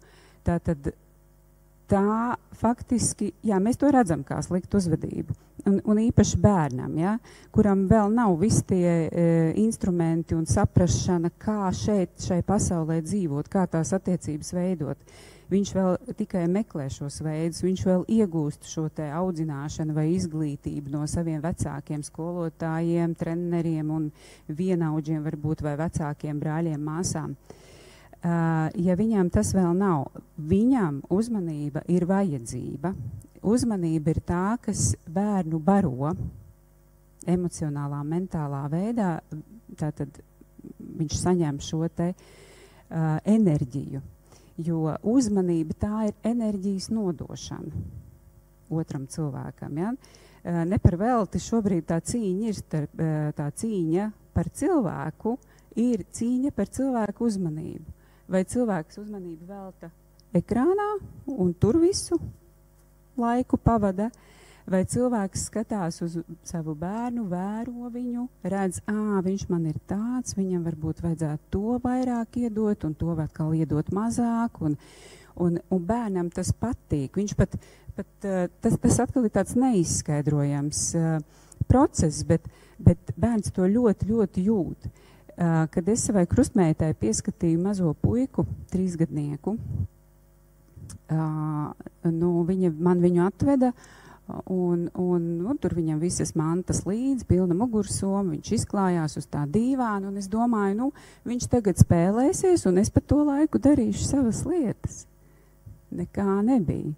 Es apsēžos uz tā dīvāna, viņš brauca tām mašīnām, un viņš tā kā ar kaut kādu, nezinu, sānu redzi pārbauda, vai es skatos, kā viņš braukā ar mašīnām. Un es tā kā uz viņu skatos, un tagad jau man liekas, ka viņš jau ir iesilis, viņš jau ir ieradis, ka viņš ir pie manis, tas ir mana māja, mans dīvāns, viņš jau ir pieradis, viss jau notiek, viņš jau droši jūtās. Un es tā lēnām no dīvāna malas novelku savu adīklīti, nolieku klēpī un domāju, kamēr viņš man blakus te braukalēs ar tā mašīnītē, mēs adīšu. Minūtē nevajadzēja paiet, kad viņš uzreiz pārtrauca, paņēma adīklīti un teica, to nē. Ja, tā tad skaties, ko es daru, velti man šo uzmanību, ja, jo tas viņu piepilda. Un jebkura uzvedība, jebkura bērnu uzvedība, lai kā viņš uzvestos, ir vajadzība pēc uzmanības. Vienalga, vai viņš iet kaut kur meklēt, jau papīpēt kaut ko, vai viņš kaut ko saplēš, vai viņš cēr durvis, vai viņš saplēš traukus, vienalga, cik negatīvi varētu, vai kādam citam otram dara pāri. Ja, skolā tā ir tagad tā diezgan liela, arī tāda aktualizēta problēma par mobbingiem un bullyingiem, un kas tik tur nav. Skolā es strādāju, un es to visu redzu, un mums pat ir tās programmas, kuras tā kā apkaros bullyingu. Un saprotiet, tas ir tik aplami, apkarot bullyingu. Ko tas nozīmē? Tas nozīmē, tā programma piedāvā tādus soļus, ka mēs tā kā paņemam šo te ievainoto bērnu, tā tad aizskar to bullyingoto bērnu un to bullyingotāju. Ja? Un mēs tagad viņus atkal jau sadalām divās frontēs. Viens ir tas varmāka, un otrs ir tas nabadzīņš, ja, upuris, ja, kurš tiek tagad bullyingots. Un tas upuris tagad iemācās šo foršo uzvedību. Ja es būšu upuris, man vienmēr būs pieaugšais, kas man aizstāvēs. Ja? Mēs iemācam nepareizu uzvedību. Un to bulingotāju mēs bloķējam. To viņu uzvedību mēs bloķējam, mēs viņu nosodam, un ko mēs darām? Mēs viņu, viņa šo te saucienu, viņš nezina, kā savādāk pateikt, ka viņam ir kaut kāda vajadzība, ko viņš nezina pats, kā apmierināt. Un viņš šādā te veidā saprot, ka, ja es iekaustīšu kādu, tad man pievērsīs uzmanības, varbūt apmierinās šo vajadzību pēc uzmanības. Un mēs viņu nobloķējam. Ja? Un es šajā programmā strādājot, es uzdevu šo jautājumu, un es arī tā kā iestājos par to, es teicu, nē, es neesmu ar mieru, ka mēs vienkārši šo te bērnu, kurš tā kā ir izdarījis to vardarbīgo uzvedību, ka mēs viņu vienkārši nobloķējam un palaižam. Vai ņemam, runājam arī ar viņu, kas viņam kaiš, kāpēc viņš tā dara. Nu, noskaidrojam to, kāpēc viņš tā dara, ko mēs viņam varam palīdzēt. Jo tas, jebkura uzvedība, ir sauciens pēc palīdzības. Bērnam, zināmā, pašam nesaprotamā dažkārt, bet tajā uzvedības manierē, kāda viņa ir tajā brīdī. Ja? Vai iesitot, vai raudot, ja? Tātad viņam ir nepieciešama uzmanība, viņam ir nepieciešama šis te pieaugušā atbalsts. Nu, lūk, jā, tātad šeit ir mani skudru pūznis, ja, un te ir tā mūsu trīsvienība, kādi mēs katrs esam, ja. Un mēs to nekādi nevaram nodalīt, nevienu no šīm daļām mēs nekādi nevaram nodalīt, ja, no sevis. Jo mēs nākam no šīs tādas garīgas pasaules caur tādu individuālu savu dvēselisko pieredzi iemiesoti fiziskā ķermenī. Un tas fiziskais ķermenis mums ir kā instruments, caur kuru tad mēs varam šo interesanto materiālo pasauli izpētīt. Mēs varam pataustīt, mēs iegūstam dažādu šo te informāciju. Mums ir 5 maņas, ja? Redze, mēs tad redzam, kas te, kur mēs esam, mēs dzirdam kaut ko, mēs varam pataustīt, ja? Mēs varam sasmaržot un mēs varam pagaršot. Un šīs te maņas mums palīdz orientēties šajā materiālajā pasaulē, ja? Un par smaržu runājot, smarža ir vissenākā, tātad pirmā tāda maņa, kas ļauj mums orientēties materiālajā pasaulē, un tieši tāpēc šī maņa ir tāda, kuru vispār nevar apmānīt. Jā. Un to nevar apmānīt. Ja? Ja mums kaut kāda smarža patīk vai nepatīk, mēs pat nevaram to ietekmēt sākotnēji. Piemēram, ja mums traucē gaisma vai tumsa, mēs to varam izmainīt. Mēs varam ieslēgt gaismu vai aizdedzināt sveci, ja? Mēs kaut kā to varam pamainīt. Ja mums nepatīk kaut kāds troksnis, mēs viņu tā kā varam izslēgt. Ja mēs arī nevaram to izslēgt, mēs tā kā varam aizlikt, ielikt ausīs, klausīties kaut ko citu. Bet ja gaisā ir kaut kāda smarža vai smaka, piemēram, tur, kur es strādāju Ulbraktā, ja, tāda Pierīga, tur tagad vairs nav, bet kādreiz tur bija cūku ferma. Un tā smaka no tās fermas principā regulāri pārņēma pilsētu. Ja vējš bija no tās puses, un tu neko tur nevari izdarīt. Smaržu tu nevari, to smaku vai to, kas ir gaisā, tu nevari ietekmēt. Pat arī tad, ja tu aizbāzīsi degunu, tas ir nenormāls diskomforts, staigāt ar aizbāztu degunu un elpot tikai caur muti. To nevar ilgstoši izturēt. Ja? Tātad tā smarža ir tāda ļoti unikāla lieta, pie kam ar smaržas palīdzību var iekļūt cilvēkā ļoti unikālā veidā, tieši izpētīt viņa unikālās lietas. Ja? Jo tāpēc, kad smarža var patikt, var nepatikt, var riepties, var būt pilnīgi nepanesama un var būt eiforiska. Ja? Un ar smaržas palīdzību mēs varam piekļūt klāt savas dvēseles pieredzēji tik dziļai, kādu ne ar kādiem intelektiem nevar piekļūt klāt. Ne mākslīgiem, ne nemākslīgiem. Ja? Jo tas tiešām ir tāds, tā kā tāda dieva ieplūšana tevī, tavās dzīvēs un tāda aktualizēšana, kaut kādas lietas aktualizēšana. Ja cilvēkam kāda smarža nepatīk, ja mēs nerunājam par tādām sadzīviskām smaržām, kas, teiksim, rodās vienkārši no netīrības un nekārtības, tas ir cits jautājums. Tad vienkārši tas ir jāsakārto un jāiztīra, ja? Un tie smakas avoti kaut kā jālikvidē. Bet ja mēs runājam par ētriskajām eļļām, kas ir no augu valsts nākušas, ja? Tad ja kāda no šādām smaržām nepatīk, tad tas nozīmē to, ka cilvēkam ir kaut kur dvēselē kaut kāda negatīva pieredze, kura tā kā to izceļot gaismā un apstrādājot, kļūst par pozitīvu un tā smarža sāk patikt.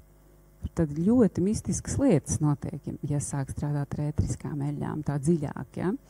Šodien mēs pamēģināsim tikai tā vienkārši papētot, kas tad mēs varētu būt pēc tipa, par ko Inga pastāstīs savā daļā. Bet tā tad, jā, šī te smarža, tā, kas mums ļoti patīk, tā ir saistīta ar mūsu tādu, dvēselisko būtības daļu. Ja, tā lieta, kas mums tā kā ļoti patīk, tajā mēs visā jūtamies ļoti organiski dzīvi, un tā mūs pat iedvesmo, ja, tā kā iedod kaut kādu impulsu, iedod atkal jaunu spēku, ja, un tā kā atver tādu logu uz mūsu dvēseles tādu būtības daļu. Un katrs mēs esam kaut kādā veidā šajā pasaulē, lai izpaustos caur savas dvēseles būtības daļu. Un tā mēs veidojam to interesanto cilvēka pūžņa krāsaino kaleidoskopu. Ja? Mēs neesam vienādi. Mums ir kaut kas, mums ķermeņa struktūra vienādi strukturēta, bet tas, kas tur notiek, kā mēs tajā ķermenī dzīvojamies, tas ir ļoti, ļoti unikāli un ļoti, ļoti individuāli. Un turpinot par ķermeņa šo te spēju vispār valdīt pār ķermeni, patiesībā tā ir ķīmija. Tā ir ķīmija. Ja tad, kad mēs runājam par šiem te dažādiem grēkiem vai tām uzvedībām, kuras mūs neved uz labklājību, kas mūsu dzīvē neienes tādas labklājības pazīmes, ja? Tad vispirmām kārtām tas jau, tur jāsaka tiešām paldies zinātnē, ka tās lietas ir izpētītas, kā tas ķermenis strādā, kā tā ķīmija strādā. Ka mēs kaut kādā veidā nevaram saprast, kāpēc mēs nevaram izdarīt pareizas izvēles. Kāpēc mēs atkal klūpam uz kaut kādiem tādiem grēkiem, grēciņiem, kā jau tika pieminēti ķermenim raksturīgie, ja, pārēšanās un pārdzeršanās un neķītrības un tā tālāk. Ja mēs saprotam to ķīmisko saiti, tā ķīmiskās reakcijas ķēdi, tad mēs varam izdarīt izmaiņas. Ja vien tur nav smaga trauma. Tā ir arī ļoti svarīga tēma, ja mēs saprotam, ka mums ir iegūta trauma, un arī tad, ja mēs neatceramies, ka mēs esam ieguvuši traumu, bet traumas pazīmes ir, tad tas nozīmē, ka tas ir kaut kāds ļoti dziļš process, kas cilvēku ir izsits no bāzes drošības sajūtas, un tad ir, protams, ir nepieciešama tāda nopietna terapija, bet to visu var izdarīt arī tādas metodas šobrīd jau ir izpētītas un ļoti labi strādā. Bet ja mēs tādā ikdienišķākā līmenī, ja, tad tā ir tāda ķīmija, un tas ir tāds hormonāls kokteils, kas mūsos izveidojās, darot vienu vai otru lietu. Ja? Un šo te hormonālo kokteili mēs varam uzjaukt paši, kā izrādās, ja mēs neejam ieradumam pa pēdām. Tātad pirmā lieta, kas mums būtu jāapzinās, tas ieradums, ko es tagad te daru, viens kaut kāds no ieradumiem, nu, piemēram, virinu leduskapi, jā, tad, kad man uznācis stress, es eju virināt leduskapi. Kurš to nav darījis, man jautājums? Piegājis pie leduskapja, zinot to, ka neviens tur neko jaunu nav ielicis, bet vienalga, pieeju paskatos un aizveru. Eju kaut ko padaru, pēc brītiņas atkal jau stāvu pie tā leduskapja, atveru, paskatos. Skaidri zinu, ka neviens tur nav pa šīm te 5 vai 10 vai 30 minūtēm. Neko jaunu atnesis un ielicis. Aizveru. Ko mēs tur meklējam tajā leduskapī? Jautājums. Tas ir ieradums. Ja?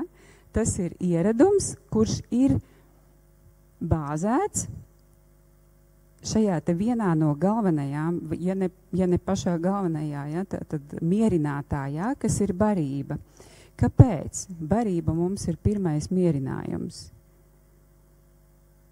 Tāpēc, ka tad, kad mēs piedzimām, jā, tas ir, pirmkārt, tas ir vieglāk sasniedzamais, un otrkārt, viņš jau ir ierakstījies kā tāda programma ķermenī, kā tad, ko mēs neatceramies ar galvu, mēs to neatceramies. To atcerās mūsu ķermenis, jo ķermenim arī ir apziņa, ja, un atmiņa. Jo tad, kad mēs piedzimām un bijām mazulīši, tad mums bija pārsvarā 3 vajadzības. Paēst, būt sausam un būt turētam siltumā. Ja? Vienkārši kolosāli. Nebija svarīgi nekāds tev tur zīmols, mugurā kāds krekliņš, vai tev ir jau botiņas, vai tev nav botiņas, vai tevs grabulīts grab ar uzrakstu Adidas vai kaut kas tur vēl. Tev bija pilnīgi vienalga. Visas tās lietas vecākiem galvā ir sakāpušas, ja, ar ko viņi jūs tur ir noformējuši. Bet bērnam praktiski ir tikai 3 vajadzības. Ja, tātad ēdiens, apskāviens, ja, klēpis un sausums. Un tātad ēdiens, mammas piens ir tas galvenais mierinātājs mums. Tad, kad ir šīs te diskomforts, ko bērns piedzīvo, mamma iedod paēst un diskomforts izgaist. Ja, tātad ēdiens ir tas, kas mūs mierina pirmām kārtām ķermeniskā izpausmē. Un tad, ja mēs tā kā ļaujamies tam ķermenim mūs vadīt, ja, tad mums liekas, ka mēs varēsim sevi nomierināt, ja mēs iemetīsim vēderā kaut ko. Bet kā izrādās, ka tas tik labi nestrādā, jo to leduskapi vienalga mēs virinām. Ja? Un tas nozīmē tikai to, ka mūsos iekšā ir kaut kāds stress, kaut kāda neapmierinātība. Tātad atkal uzpeldējusi kaut kāda vajadzība, kura ārējā pasaulē meklē attiecīgo tā kā to atbildes reakciju, kas man to vajadzību atrisinās. Un ja es viņu nevaru atrast to īsto vai neatpazīstu, es neesmu tā kā iemācīts, kā atpazīt savas vajadzības, tad vienkāršākais ir paņemt, iemest mutē kaut ko un apmānīt. Uz brīdi sanāk. Un tāpēc arī rodās varbūt arī visi tie liekie svari, ko nesāt līdzi pēc tam, ja? Bet ja mēs iemācamies tās vajadzības atpazīt, ka patiesībā tas mans kaut kāds iekšējs tā kā tāds nemieris, ko es te tagad pa māju vai pa darbu kabinetu vai kaut kur es staigāju, iekšējs nemieris man ir. Tā tad ir uzpeldējusi kaut kāda vajadzība. Kas tas tāds ir? Nevaru īsti saprast. Atkal iemet mutē kaut ko, jo tas ātri nomierina. Ēdiens vienmēr ātri nomierina. Bet viņa uzpeld. Atkal, nemieris atkārtojās. Ko tas nozīmē? Tas nozīmē, ka nav pareizais iedots tas vajadzības apmierinājums. Ja? Jo, ja ir pareizais, tad vajadzība ir apmierināta un ir mieriņš. Viss. Nākošā vajadzība kaut kāda. Bet pieņemsim, tā vajadzība patiesībā ir pēc drauga sarunas. Mans nemiers ir uzpeldējis kā vajadzība pēc sarunas ar draugu tuvu. Un tad, kad es to draugu, piemēram, nejauši uz ielas satieku, un mums izraisās saruna, mēs pat aizjām iedzert tēju vai vēl kaut ko. Un es tāds laimīgs, apmierināts sevi mājās, un viss, un nemieris ir beidzies, jo izrādās tā bija mana vajadzība satikties ar tuvu draugu. Man bija vajadzīga tāda saruna, kurā es varu būt uzklausīts, un kurā es jūtos droši, un kurā es varu uzticēties. Un atkal, ja mums nav attiecības, ja mēs esam visas attiecības sabojājuši, šī vajadzība jau nepazūd. Viņa vienalga uzpeld. Un ja mums nav šīs attiecības, tad izrādās mums nav tā tuvā drauga, kas mums var palīdzēt šo attiecību atrisināt. Un mēs ejam meklējam leduskapu atkal. Vai pudeli. Jā. Un mēs tā kā mānam sevi, nezinot to. Tāpēc ļoti, ļoti svarīgi ir tā kā tās savas vajadzības, nevis vienkārši ļaut viņām tā kā staigāt un vibrēt pa sevi un meklēt to kompensāciju kaut kur ārpasaulē, ja? Bet tiešām mēģināt saprast, kas ir tas, ko es tagad gribu, ko man tagad vajag. Varbūt, ka man vajag tieši atkal vientulību, ja es visu laiku esmu kaut kādā briesmīgā muģeklī, lielā kolektīvā, lielā skolā, lielā ģimenē, ja, kur visu laiku viens gar otru berzējās. Arī tā ir pēkšņi vajadzība, tev vajag aiziet vienam uz mežu, pastaigāt, pastāvēt starp kokiem, paklausīties putnus. Ja es to vajadzību nespēju tā atšķitināt un saprast, ka šo man vajag, ja, tad es atkal meklēju kaut kādu kompensāciju, ēdiens, dzēriens vai kaut kas, jā. Tāpēc šīs te ķermenis mums ir tas, kurš mums dod šos te fiziski sajūtamos signālus. Tā trauksmīte, ja, vai kaut kas tāda neapmierinātība, ja mēs viņu izjūtam ķermeniski, bet tas nozīmē, ka ir uzpeldējusi kaut kāda vajadzība, no kādas citas sfēras, no emocionālās, no mentālās.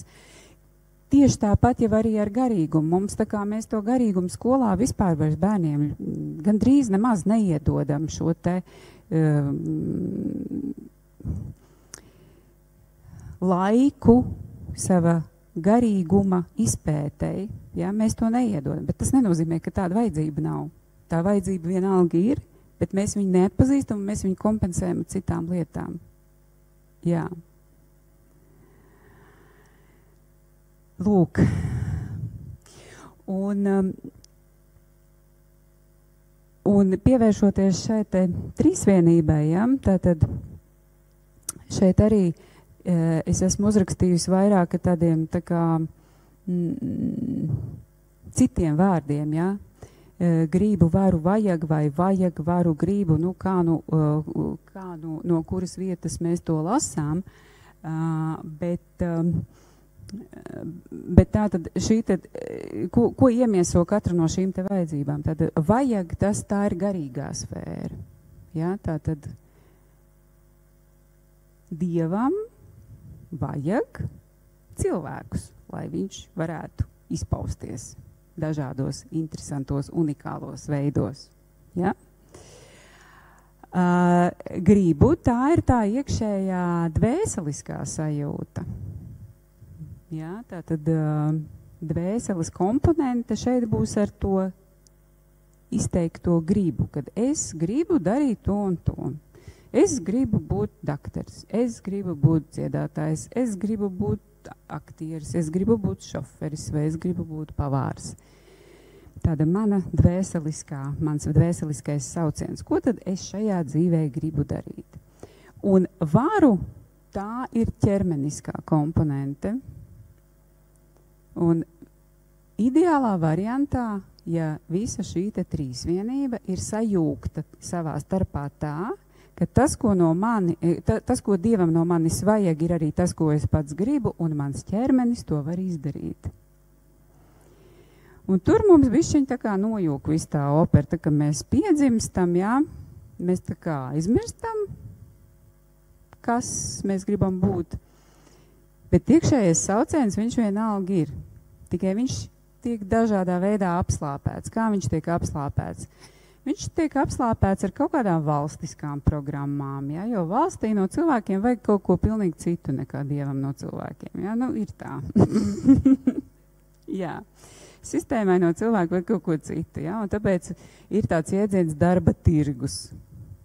Šausmīgi skan vispār, man liekas. Jā.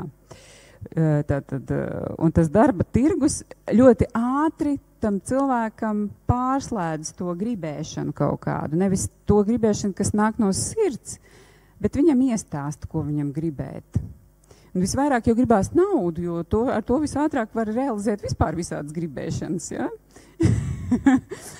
Un tad darba tirgus, tā kā tas galvenais instruments ir nauda. Ja? Kuru mums ir daudz naudas, ja tu gribēsi darīt to un to, tad tu to lielo naudu arī dabūsi. Un tā kā viņš tā lēnām aizmirst, vai tiešām es tur gribēju tur tā kā to ēdienu vārīt. Labāk jau nē, iešu to IT tagad, ja, moderni. Tur daudz maksā. Nu, lūk, bet tālāk jau tad iet nākošais solis tā varēšana, spēja vispār darīt to, ko es gribu. Un tad, ja es to iestāstīto, nevis to, ko es no sirds gribu, kas manī ielikts ir no Dieva, bet to, ko man iestāstīja darba tirgus, ko es gribēšu tagad, ja. Un nu, varēt jau var pasēdēt pie tā datora tur, ja, un mēģināt tur tos visus kodus likt vienu aiz otru un kontrolēt tur to virtuālo pasauli, ja. Bet ja es esmu sportists, kinestētisks cilvēks, kuram vispār viss ir kustībā caur ķermeni, nu es nenosēdēšu pie tā datora ilgstoši. Ja arī es to sākšu darīt, tad atkal tur būs visādas ārējās pasaules dažādas kompensācijas. Tur tā kā vai nu sākšu dzert vai daudz ēst, lai sevi sēdinātu, sevī to ielikto enerģiju. Ja? Un tā būs psihosomātika. Ja? Tas būs veselības problēmas, kas man būs paralēli jārisina.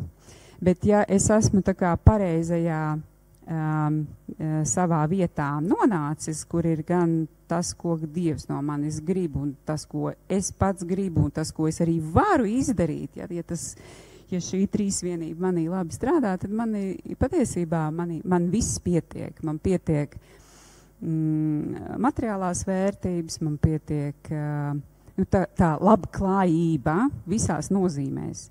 Mums atkal vārds labklājība bišķiņ sabojās, viņš ir ļoti daudz materializēts, ja? Tā kā liekas, ka labi klājās tikai tiem, kam ir daudz naudas. Bet īstenībā tā nav. Labi klājās tiem, kuriem ir prieks par dzīvi, ir attiecības, ir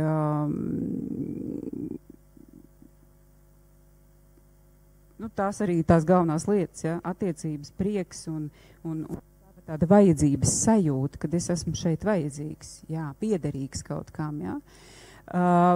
Patiesībā var arī dažkārt iztikt bez naudas.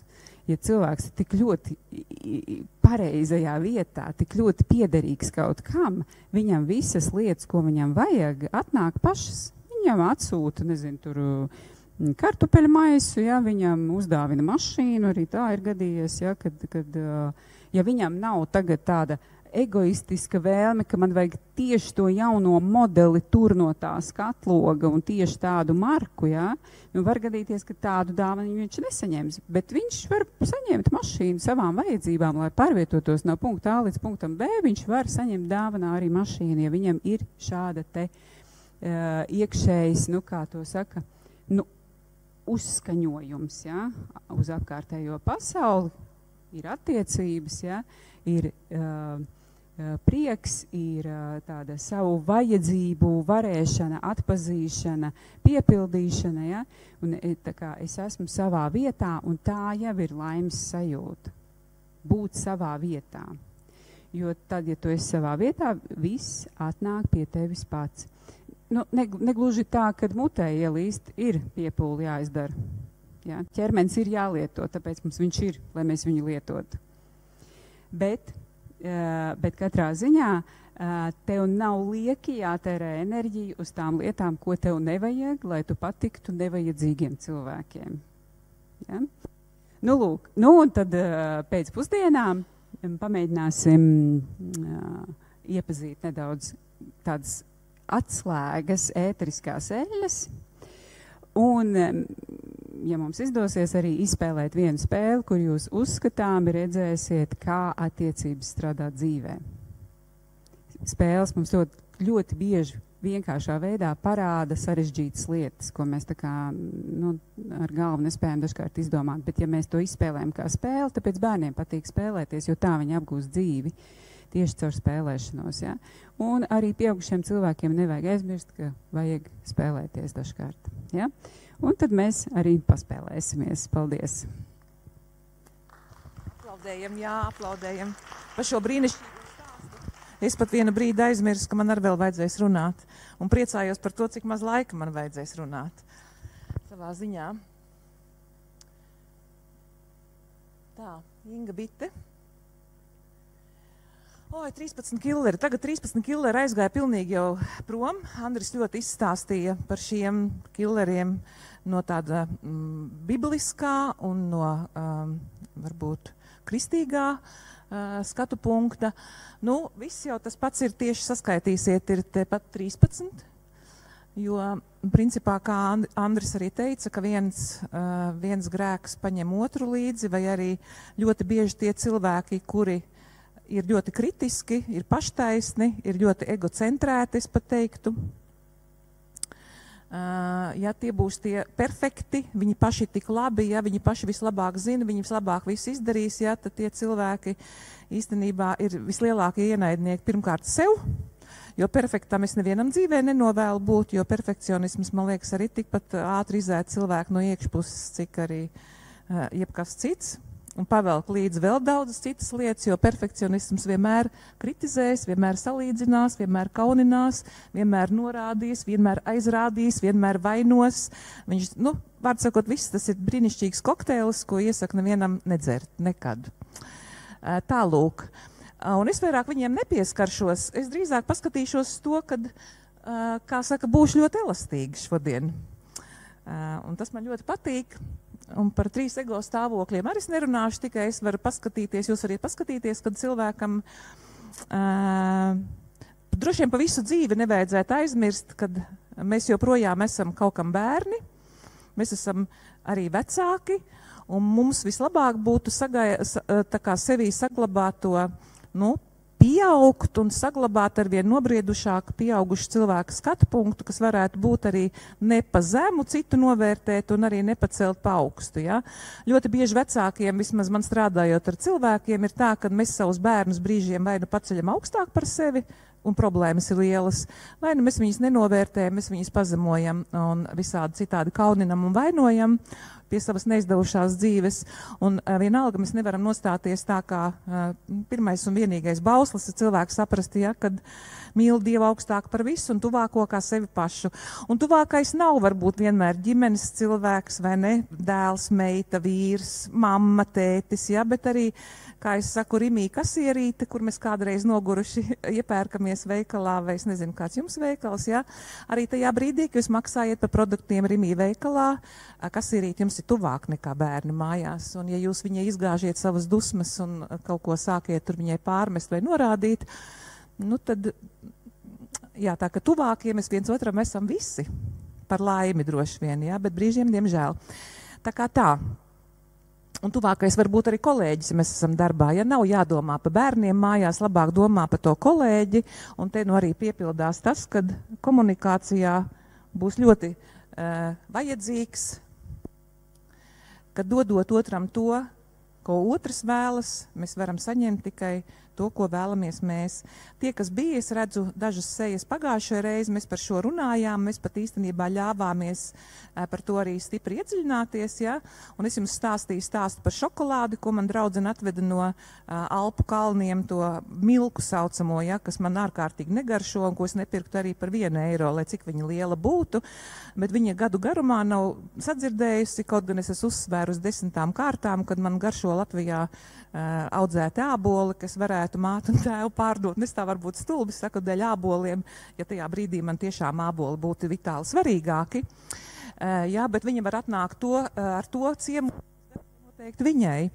Nu, ziniet, es ļoti bēdīgi noskatījos, un ka viņi man sāka pierādīt to, ka tā šokolādinga nemaksāja te to 5 eiro veikalā Rimī, bet viņa maksāja 25 eiro, ja es viņu pirku kaut kādā specializētā veikalā. Ziniet, man tā šokolādei nav vērtība, tāpēc cēlusies, ja, ka viņa maksātu kaut vai 100 eiro. Man likās, vienkārši tu vispār nedzirdi, ko es tev dzīvē esmu kādreiz teikusi, ja, kā tu uz manīm skaties un kam tu pievērs uzmanību, ka tu mani klausies, vai tu vispār mani dzirdi un sadzirdi, ja.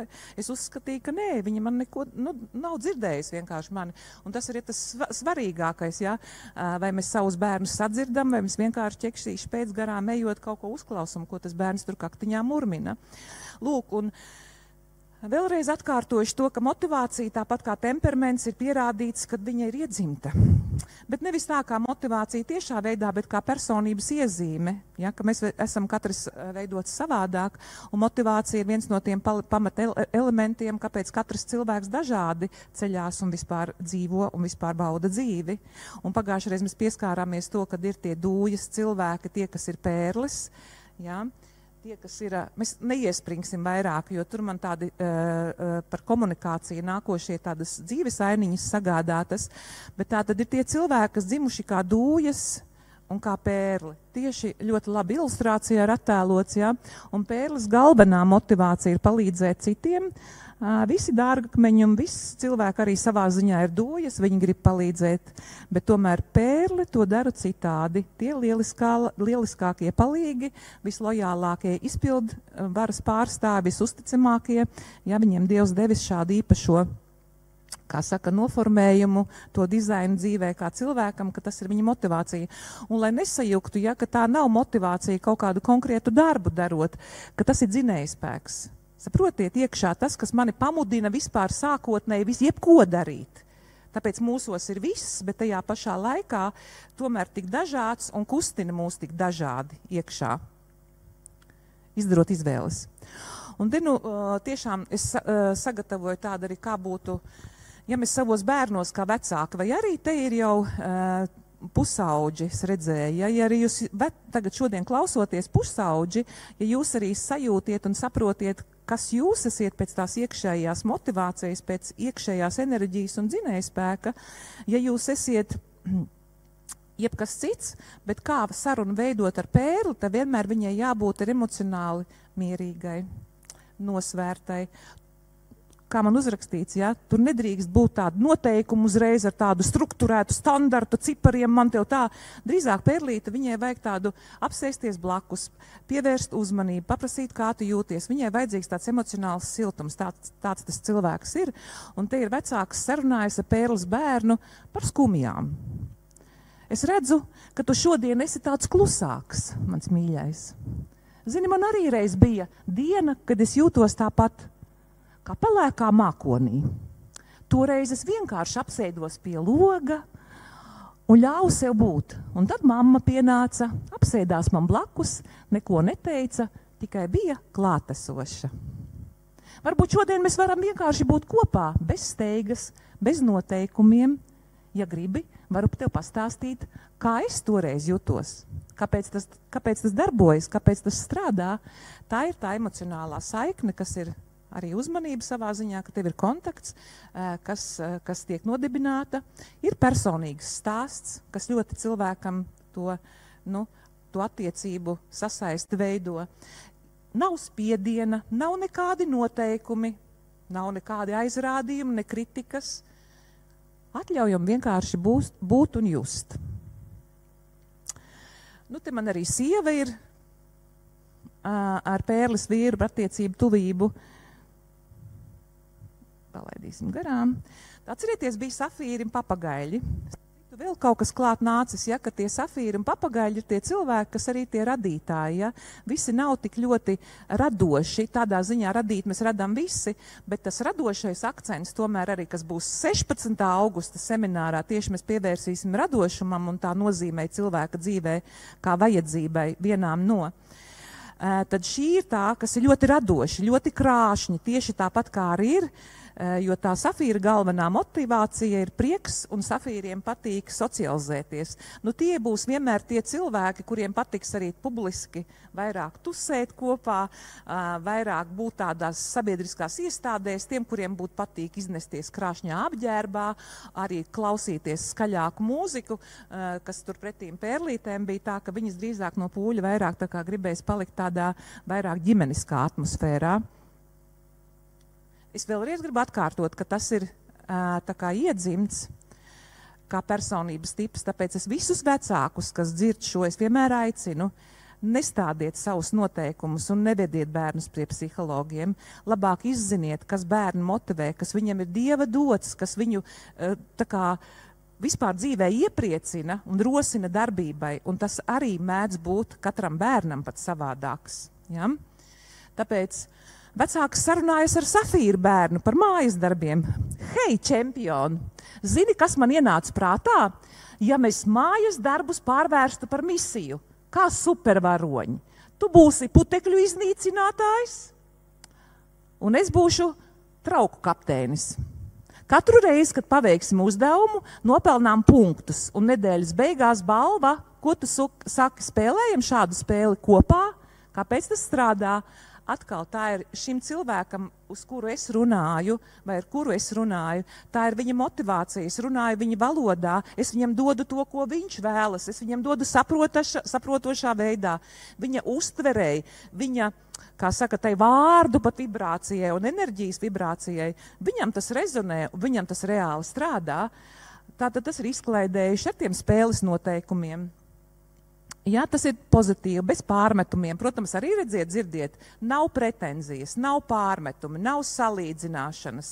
Ir kontakts, nav aizrādījumi, nav egocentrēta šī uzvedība. Bet mēs noņemsim visus, tur nebūs nekā no 13 killeriem, un tas izveidosies par fantastisku piedzīvojumu kopā ar mūsu bērnu. Ticiet, arī māju sakārtosiet. Būs rezultāts arī, ne tikai pļāpāšana. Smaragdi un pūces bija tie cilvēki, kurus vairāk tomēr saista IT, un tiešām viņus saista tās tabulas, tie pikseļi tajā kompjuterī, viņus saista tiešām tās nullītes, kas tur lēkā, Excel tabulas, kā tie cipari tur mainās, kā tās summas uzreiz akcijās, kur tur kā izmainās. Es ielieku vienu cipariņu savādāk, tur tad cipariņu paaugstinās vai pazeminās. Nē, šitā man nepatīk, es gribu tur to augstāk. Viņi dzīvo tur savā tajā pasaulē, viņi jūtas ļoti ērti, un šādi cilvēki ir arī ļoti vajadzīgi mums. Ja? Visi nevar tikai izklaides industrijā būt. Šie ir smaragdi un pūces, tie ir cilvēki, kurus motivē fakti un skaitļi. Smaragdam nav pustoņi, viss ir vai nu melns vai balts. Jā, viņi ir kritiski, viņi ir racionāli, pragmātiski, bet arī cilvēkam vajag to racionālo pusi. Vajag to piezemējumu, vajag to horizontālo līkni, lai viņš debesīs neuzskriet pa augstu, ja? Pirms laika. Tā, vecāks sarunājas ar bērnu par laiku ekrānā. Zini, es izpētīju, ka vidēji 12 gadus vecs bērns pavada telefonā apmēram 3 stundas dienā. Tas ir vairāk nekā 1000 stundas gadā, gandrīz tikpat daudz, cik aizņem laiks skolā. Tāpēc es domāju, ka mums vajadzētu izveidot sarakstu ar lietām, kas tev patīk bez ekrāna un apskatīties, kuras no tām mēs varētu darīt kopā. Redziet, aicinājums uz kopā arī, ja, vecāki. Bet pēc bērna motivācijas, nevis es pēc savas, bet pēc viņa iedzimtās motivācijas personīgajām iezīmēm. Es tev nepārmetu, es tev stāstu un vēlos tikai saprast, kas palīdz justies labi. Ja tev ir jautājumi, jautā, vai arī vari parādīt man, ko tieši tu dari telefonā, es arī labprāt paskatītos ar tevi kopā. Ja jūs izlasīsiet un iedziļināsieties šajā, jūs pamanīsiet, cik tas ir fenomenāli, ka dažos teikumos var īstenībā iekļaut tik daudz lietas. Tas ir pirmkārt fokus, ir kopā būšana, ir kopā laiks, ir viens pret vienu. Vecākam ir interese beidzot par to bērnu, par ko bērns sapņo, kā viņš domā. Ja, tur ir ļoti daudz pozitīvas lietas. Protams, tur ir iekļauta statistika, metrika, pierādījumi, fakti, aprēķini, tur ir konkrēts risinājums, tur ir tas, kas viņu arī baro un apmierina. Un tā tam cilvēkam, skaitļu cilvēkam vairāk ir saprotama valoda, kurā arī viņš izpaužās un kurā viņš runā. Un tur arī nav ne pretenzijas, ne uzstādījumi, ne pārmetumi, ne salīdzināšana, ne egocentrismi. Drīzāk mēs otrādāk. Mēs izrādām ciešu interesi par savu vistuvāko, kas mums ģimenē ir. Un es te vēl vadīju vienu semināru, un es tieši ar vecākiem teicu, nu, kurš vecāks var vispār pateikt, kad viņam nav dzīvē svarīgāks, lai viņa bērni izaugtu par veseliem un laimīgiem cilvēkiem. Jebkuram, kuram ir bērni un kuram arī nav, tāpatās viņš skatās uz bērniem, viņš arī grib, lai tie cilvēki izaugtu par krietniem un laimīgiem cilvēkiem. Tā kā tā.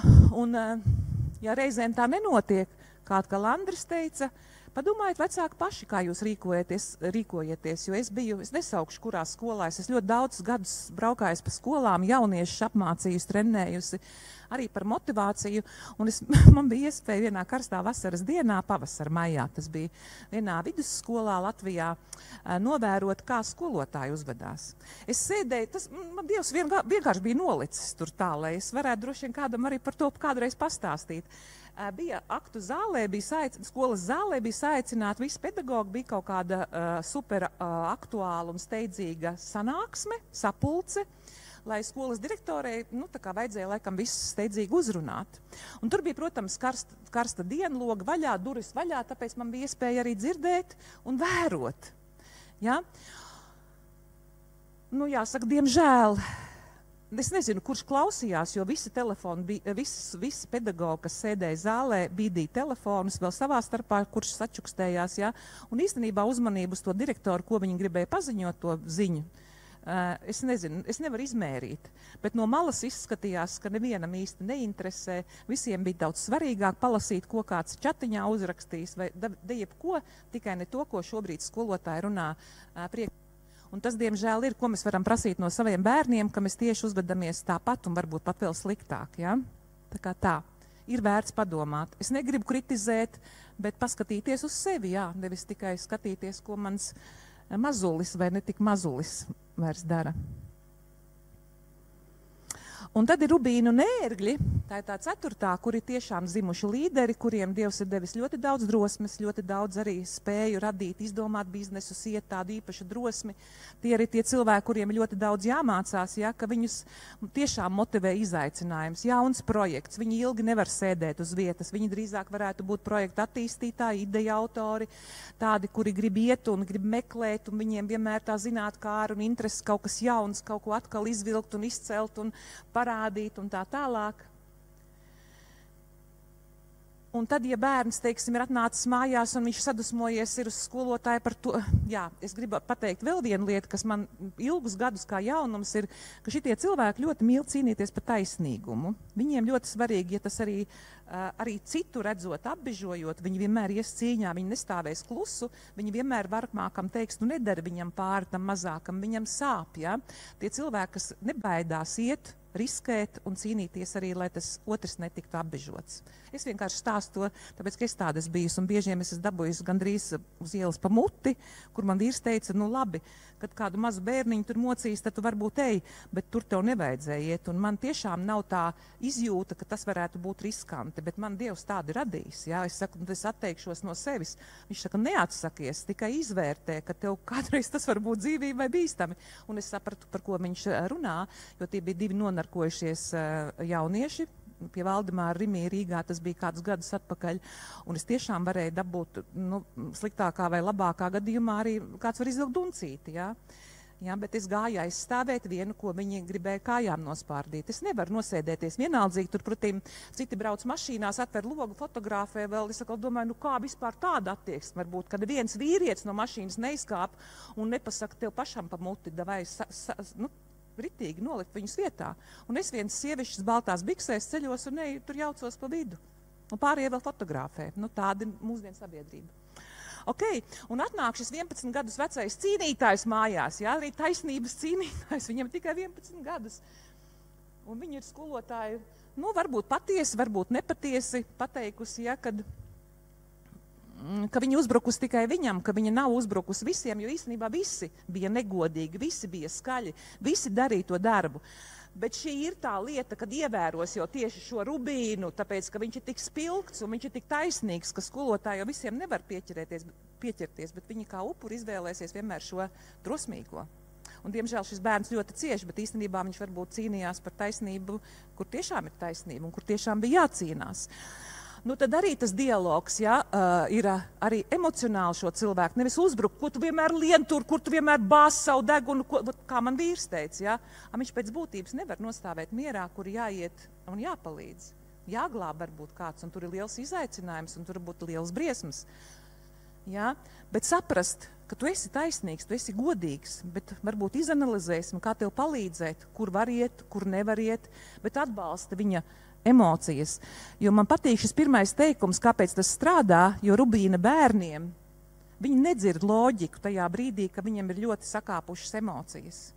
Un emocijas ir ļoti labas, viņas vienmēr ir labas, viņas vienmēr ir pareizas. Viņas vienmēr ir pareizas, tikai viņas vienmēr pareizi vajadzīgs ir izventilēt un pareizi arī izlaist, jo pretējā gadījumā, ja mēs viņus ēdīsim, mēs atgriezīsimies atkal pie tiem stāstiem, mēs darīsim sev ļoti pāri, mēs varam aiziet bojā. Un tāpēc vispirms, jebkurā situācijā, ne tikai Rubīna bērniem, vajadzētu emocijas nomierināt, un tā ir uzmanība. Ir jāpasēž blakus, jebkuram kaut kā, ir jāpalīdz, jāpaciešās, vai viņš raud, vai viņš smejās, vai viņš psiho, apņem viņu, saņem viņu, lai viņš pretojās, bet ļaujies, lai šis bērniņš nomierinās.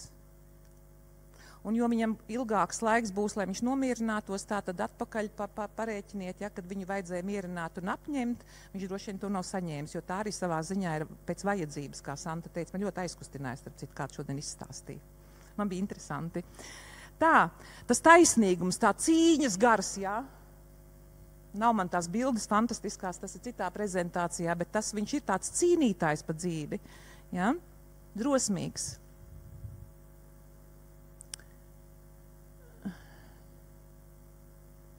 Nu jā. Nu tā. Un ko es gribu nobeigt, ar ko Andris nobeidz, es arī gribētu nobeigt. Es gribētu, lai mēs katru dienu, katru rītu un tā kā atcerētos šo pateicību un piedošanu. Ai, jau piedošanai pat mākslīgais intelekts man pateica, kad viņai esot visaugstākā vibrācija, jo Dievs ir radījis cilvēku vienīgo ar vārdiem, kādos mēs runājam. Piekrītiet? Neviens cits uz planētas Zeme, dzīvs kustonis vai dzīvnieks vai dzīvu būtu nerunā, vai ne? Tādos vārdos kā mēs. Un izrādās, ka piedod ir ļoti spēcīga un augsta vibrācija, jo katram vārdam ir ļoti liels spēks. Un atcerēsimies, tieši dēļ tā man tas iepatikās.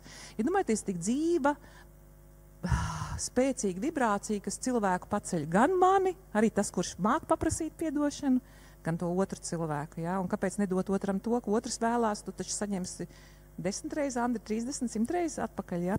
Dodot otram to, ko otrs vēlas vai ko otram vajag, mēs saņemsim pretī 30, 60, 100-kārtīgi. Tā saka tas kungs. Amen.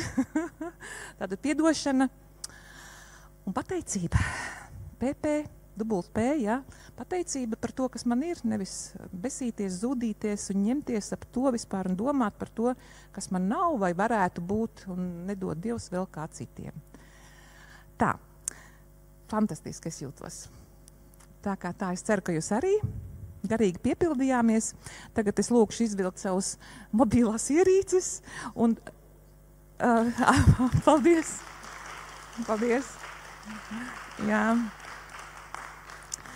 QR kods vecākiem un atšķirīgs un QR kods bērniem, ja tur ir tie jautājumi mazliet, katram savādāki. Un tad atnāks mums, kā saka, atgriezeniskā saite, un mēs sakal izliksim informāciju alternatīva attīstība kontā, kā jūs novērtējāt šodienas mūsu sniegumu un kā tas ietekmēja jūsu turpmāko un šī brīža dzīvi. Tā kā tā, izdariet to lūdzu, pateicība jums. Nu, jā, tūlītās, jā, lai cilvēki tagad mobīlos telefonos. Izdevās? Var caur kameru arī ieiet. Ja, teiksim, nav linku, var tā kā paņemt kameru, un viņš iedos linku, kurā ieejot jūs ieiesiet uzreiz tādā 5 vai 6 pēc cik jautājumu, tur īsi un konkrēti. Izdariet lūdzu, un tas mums atkal dod prieku un iedvesmu strādāt tālāk un saprast, ka mēs arī mācamies un esam uz pareizā ceļa.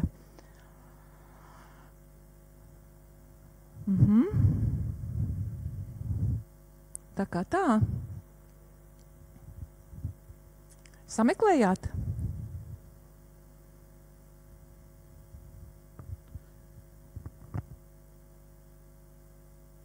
Nesanāk, laikam. Ir kaut kas, kas vēl nesanāk. Jā, bet es vismaz kaut kādus 2 ceļus zinu.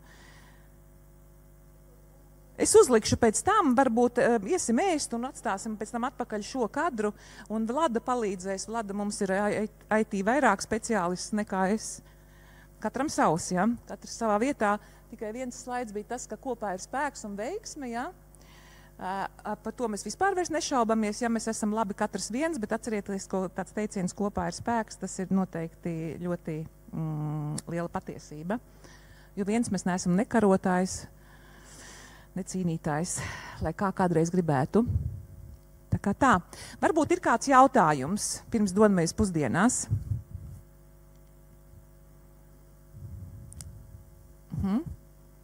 Jautājumu nav. Tad es pasakos arī paldies, kuri skatījās, tiem, kas bija tieši saistē. Un tiksimies atkal 16. augustā, un tur būs atkal mana radošuma un tava radošuma izpausme. Kā tu vari izpausties šajā dzīvē, kā tev ir aicinājums, vai kā tev Dievs šeit ir aicinājis, kam tev būs būt. Tā kā tā, tiekamies. Paldies!